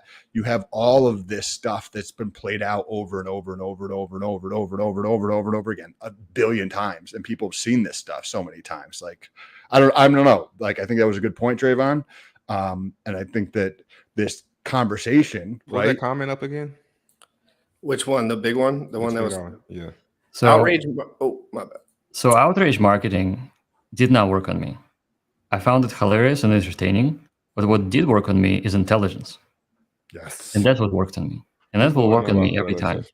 Same here, to be honest. I started watching once he called the top and it started moving down. I just went into every single one of his videos from 2017 to 2019, and I learned so much in 6 months that I could never imagine learning more from one person. And now the version that he comes out with is more like he is deflecting a lot because frankly, the outrage marketing causes negative effects too, because everyone just says crazy, wild things on the internet constantly, and it causes like a jam up. What was your point on this one, Trayvon? Oh, there's nothing to say about Pulse and PulseX. That's why he's not saying anything. There's nothing to say. Well, he keep just talking about how it's going to work. Just keep talking about how it's going to work over and over again. A little bit of V3 liquidity providing alpha the other day, which I appreciate. You do the V3 alpha on Ethereum right now. Oh, I know, but I need to know for PulseX because I want to know if I should ratio trade. Like, you know, I want to know if V3 is going to have any. It sounds like it is. Yeah, I would say just don't even bother. I would like to, if real quick, I get both. Oh, sorry, Trayvon, go ahead. Oh no, I don't want to flip. I'll just say I'm just going to hold my Pulse and PulseX. I'm not really going to do too much here. I think you'll be wildly successful doing that. I have a feeling. I really think everyone that does that if it ever comes out, it'll be. If it ever comes out, it'll be. Are you happy you sacrificed? Because I certainly am. I am. Like, I don't really care anymore. I mean, I do see the USD value that I got locked in. It's like, oh yeah, if that comes back, even if it just breaks even, I'll be like, damn, that's nice to have that back. You know what I'm saying? But I just like having money. So it doesn't really need to pump because I mean, I really the USD value that I locked in is now my perception of it is like up. So it'll be dope if it ever comes out. But I'm not sitting here waiting for it, you know. By the way, how many people do we have right now? 471 live viewers. I think this is all-time highs. I think this might be. I think we did 500 the other day, and I didn't even wake up on time. It was literally like 400 in here, and I like scrambled to my thing, and Sam was like talking to someone. And I was like, what? So, getting back to Zen real quick here for a second, and then I have to run, and you guys can continue. Zen reminded me, at least over, obviously we've had 72 hours. We're so early, but reminded me slightly of Apple and the iPhone in 2007, where you'd have people sleeping in the mall waiting to get an iPhone. And the rate of adoption is what I'm thinking about related to this. And I'd like to hear both of you, Jack, as well as Trayvon, your thoughts on that, because I've been paying attention to financial stuff and paying attention to different shit for a long time. And to see adoption of something, yes, it's wallets. Like I could have 1,000 wallets, but to see something happen like that so fast, especially in crypto, was astonishing to me. And I'd like to hear both of your thoughts on that. Jack, you want to start? I think Trayvon should start. Go ahead, Trayvon. Please. Yeah, it did a lot better. Ethereum? Talking about Ethereum or Binance? The Binance was crazy. Both. Like, as far as people waiting in line, as far as in Apple, you mean rushing to get in, or the virality? Yeah, right. The virality of it, right? Everybody had an iPhone. Like there was 8,000 YouTube channels making content around the iPhone, this, that, and the other thing. You'd have people like paying double the price of it just to get in, and just more so the excitement around it. Like of it, yeah. We're sitting here with nearly 500 people watching, listening to something that was an idea that was put into code 2 months ago and ironed out over the last 2 months. And there's 2 million wallets nearly on BSC and 750,000 on Ethereum already in 72 hours. Like that's astonishing growth, right? And it's just crazy how quickly that has taken place just from an idea being put out into the ethos. Yeah, I think it's pretty epic. I think the gas fees helped it though. The ETH gas fees being down helped it out a lot. This done the bull market, I don't think it would have done as well. But I think Jack has a lot to do with it. I think he brings a lot of confidence to it. So yeah, it's crazy. I'm just trying to keep it kosher, you know what I'm saying? Keeping it. I don't want to get too excited, but it seems like this is gonna be pretty dope. Yeah, it feels like I to be honest, it does feel like and it feels like another one of those beginning of X situation where everybody who's not, where it kind of attacks the community. It kind of indirectly attacks the community like it did for Bitcoin. Bitcoiners and other crypto people were very intimidated by X, man. Like you could just, that type of fear. It's like a fear that you sense in them, and it kind of like it reveals maybe that this might be threatening to somebody's project. And I think that some people just might be a little bit over invested and they're just too invested in Hex, man. Like you gotta. Well, I think by being too invested in Hex, it could in turn hurt Hex because it's about the new user. It's about adding people. It's about getting new people in. It's not the about incentive to add people just isn't really there. I mean, there is the T-shirt, there is an incentive, but it's Richard just says people buy when price pump. Yeah, you gotta wait for the price to go up. So it's not new. So it's like it's got that. It's Hex is Hex. I love Hex. I showed my stakes yesterday, how many stakes I have. But same, I love Hex. If it starts going up, I'll start talking about it again. It's not like people are just taking shit the wrong way, man. People just taking things the wrong way. If it starts going up, I get excited about it. When Zen quiets down, I'm gonna all of a sudden not be talking about Zen like that no more. When more starts going up, I'll be buying it. More going, you know what I'm saying? So I'll be sniping. Yeah, I'm waiting to buy too. I'm not gonna buy Zen right now, though. Well, my suggestion is that the liquidity pools and the Uniswap in the volume that's been put out into the world, especially on Ethereum, it's not proper for Uniswap trading if you're not extremely sort of advanced and know exactly what the heck you're doing. But I am not purchasing any. I don't think that's really the point at this moment for the average user. And I don't really think that's the way to success with this product in particular. From what I've seen on my 2-day stake from the first day, it was still profitable. So I'm looking at those Dune charts too, and I'm noticing that the 2 to 3 day user count has been trending up, and the 1 day has been trending down because it's not profitable. So I'm kind of trying to stay ahead of, if I'm trying to do short-term stuff to see if it's still profitable, I'm trying to stay ahead of the 2 to 3 day guys by doing like 1 week, 2 week, and just keep it. And I think everybody's going to have to keep doing that, making the bots aren't going to be able to. I don't know. But it doesn't seem like the 1 day. I want to hear Jack's thoughts on this. If the 1 days are going to be profitable for much longer. Yeah, I mean, like, listen, I was very careful not to tell people to mint and sell, and the reason for minting would be to sell it. My message was always that it's an educational crypto. Get in, do whatever you want. Do not try to make money fast. A lot of people ask me when Lambo, and I'm like, it's going to be more like a Vespa, not a Lambo. And I don't even want to talk about the price because, like I said before, somebody who was the first minter who got their mint, put it on Uniswap and sold it for $1.50. They have that right. I mean, if you're growing oranges or apples and you're selling your apples for millions of dollars, you can set that price. And somebody may actually even buy it. Yeah. Right. So, but this isn't what this was built for.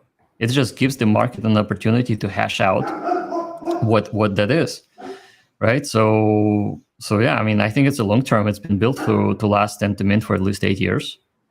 And yes, there's FOMO, but I guess there's FOMO in everything. I just didn't expect. So like I built the 5,000 limit for the day term limit to expand from 100 days to 300, because I thought it's going to take me 6 months to get to 5,000.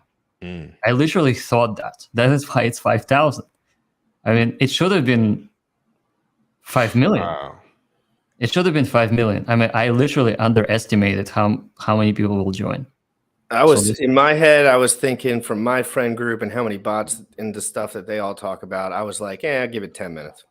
Yeah, but think about it. I'm writing the code. I'm thinking about it. Right. There is no Yeah, thinking traction about yet. community and There's no community. Nobody in Telegram. Nobody. And all of a sudden, I have 13,000 people in Telegram, and another 5,000 people in adjacent Telegram groups, and they're all talking about it.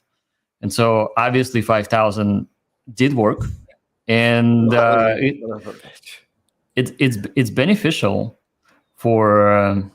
Oh, that's nice. Can I just read it? Can I? Man, Molly, why don't you come to my stream, man? Guys, this is the best man. stream in crypto. First of all, let me give it some context because Motley's a person that I frankly respect, and he's a friend of mine, and he helped me learn about investing really early on, went out of his way to help me for no reason.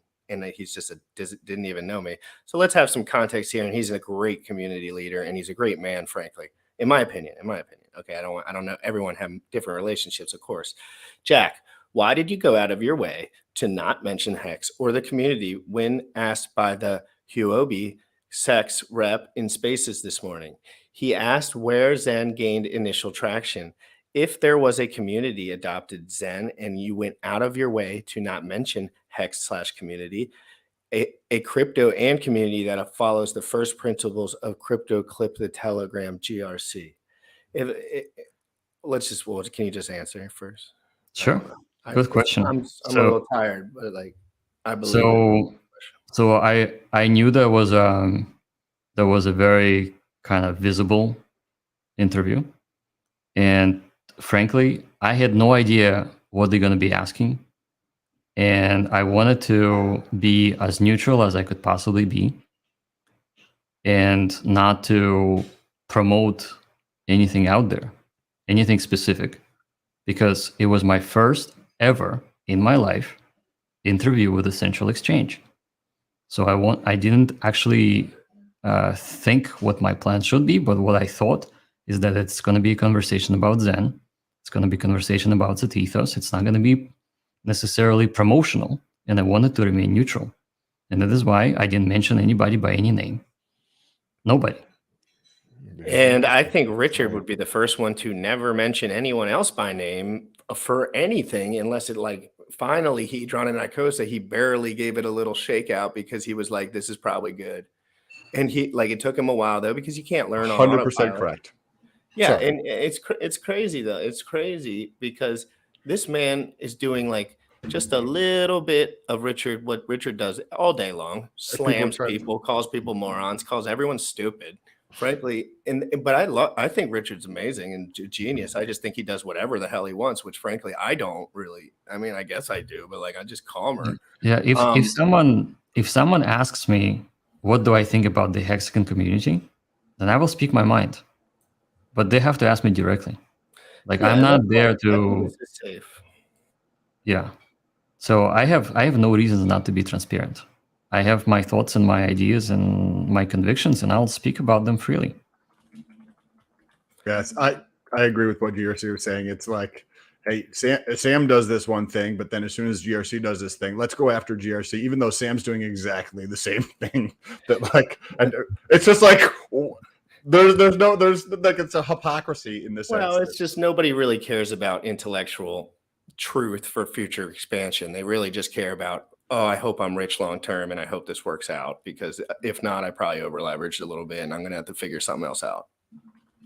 It's pretty much kind of the nuts and bolts of it. But I understand why people get feisty too, to a degree, because they perceive things the way that they perceive things. And if you're looking at one piece of data source over a long period of time, man, it's not the easiest place in the world to be super shifty. That's why I'm doing this show, guys, because every day I try to give you my absolute non-biased views on everything that's going on. This one happened to strike a chord.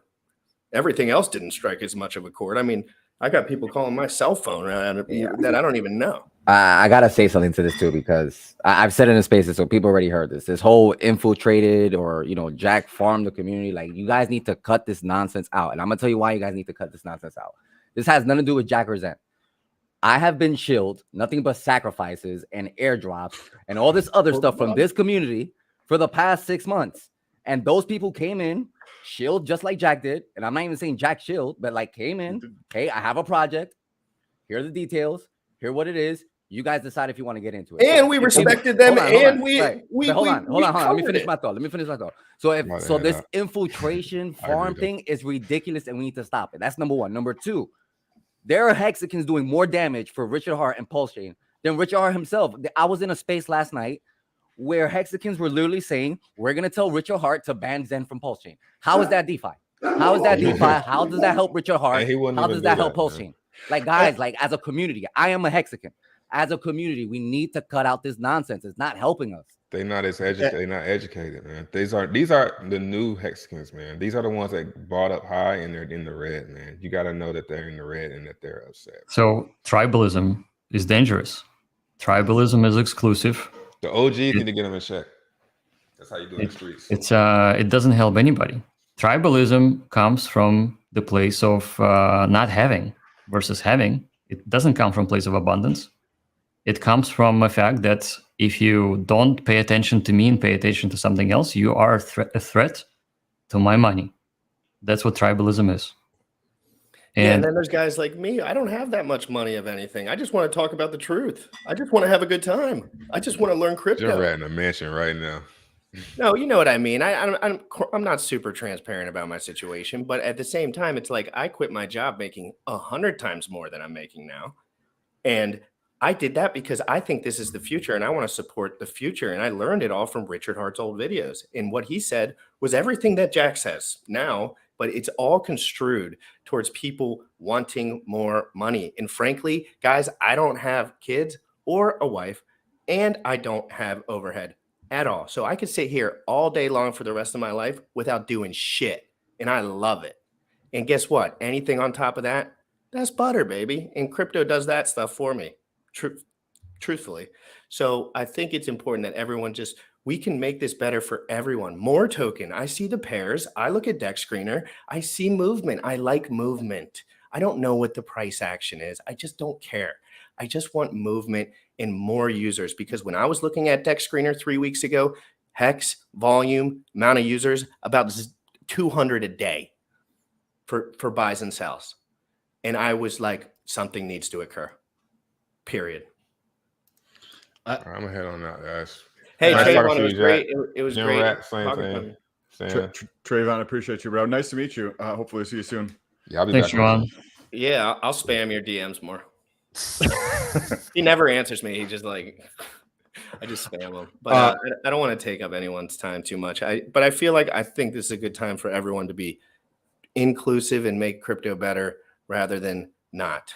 That is exactly my point, and you're exactly right. I think together as the worldwide community, we can do better rather than being exclusive and rather than spreading the negativity and focusing on that sort of closed door mentality where if you're not in a club, then you're not in the club, and if you're in a club, you have to follow those rules and this and that. I mean, this is crypto. It has certain tenets. Richard talked about those tenets. They're called first principles. This is what attracted me to Richard to begin with. He didn't call them that, but that's what it is. And I think that actually unites the world more, and it removes the essential control, and it's just better for everybody. Like, my money should be my money. I should not be censored. Things should be distributed. And if anybody wants to make changes, they should feel free to make proposals. And people, whether, if the proposal is good and it works, it will have success. And if it's not, then it will fail. Or maybe it will be somewhere in between, in purgatory. I mean, who knows? But anyway, that's the thing. So I think we all should be more open to new ideas. I agree. Well, more open to any ideas. Frankly, people are messaging me telling me to take my Hex advertising down. And they're the ones that want Hex to do well. They're saying, hey, you can't have X. No one can tell anybody what to do with their life. Oh, I mean, it's like that's their best idea of moving this thing forward, telling people to put their advertising down. Yeah, exactly. Exactly. You know what that is? That's my coffee coaster. Yes, Jack. Right? So loud and proud. I got it on my birthday. a friend that I talked about hacks thought I would enjoy it.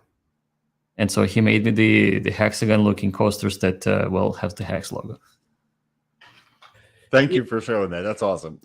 Yeah, it's like you're gonna talk about other things, and your channel's gonna grow a lot. So can you put your advertising for the product I have the most of down? I think Richard would say, GRC, can you keep that on the wall? I like the hex stuff on the wall. Hex is lit. That's a good that's a good comment there. That's what Richard would say, I think.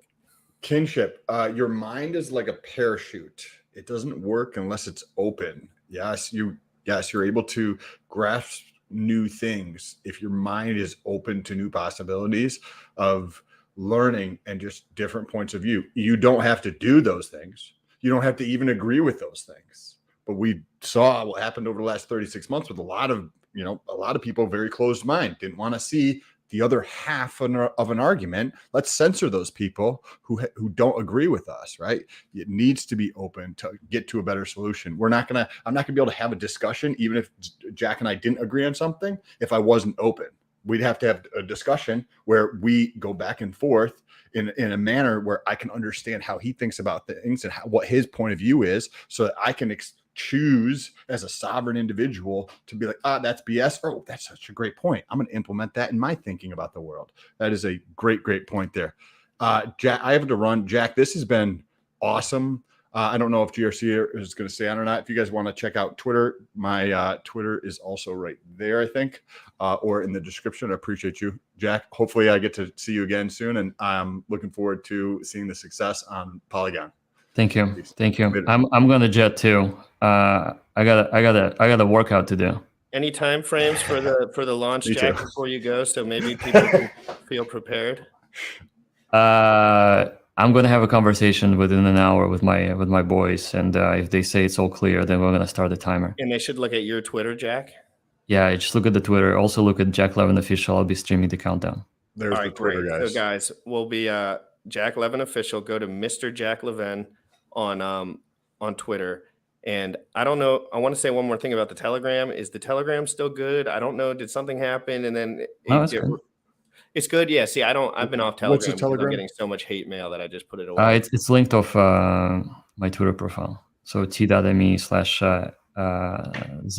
Crypto Talk. I think. Perfect. Great.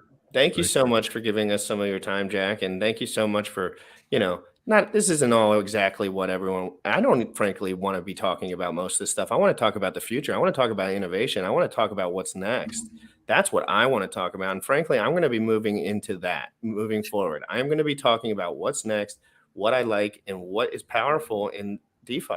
Here. What's done is done, and the future is open. Let's make the most of it. Yeah, let's all be cool and friendly, and be a nice person. And if you're feeling emotionally distressed, take a walk, figure out how to get back to your good space, and then have some real conversations with people to get back leveled in. I've had to do that a lot over the last couple of days. So guys, Crypto in the Morning, live every single day at 11 a.m. Eastern. Mr. Jack, thank you so much. Sam, I'll talk to you soon. Everyone, have an incredible day. Peace out, guys. Thanks, guys.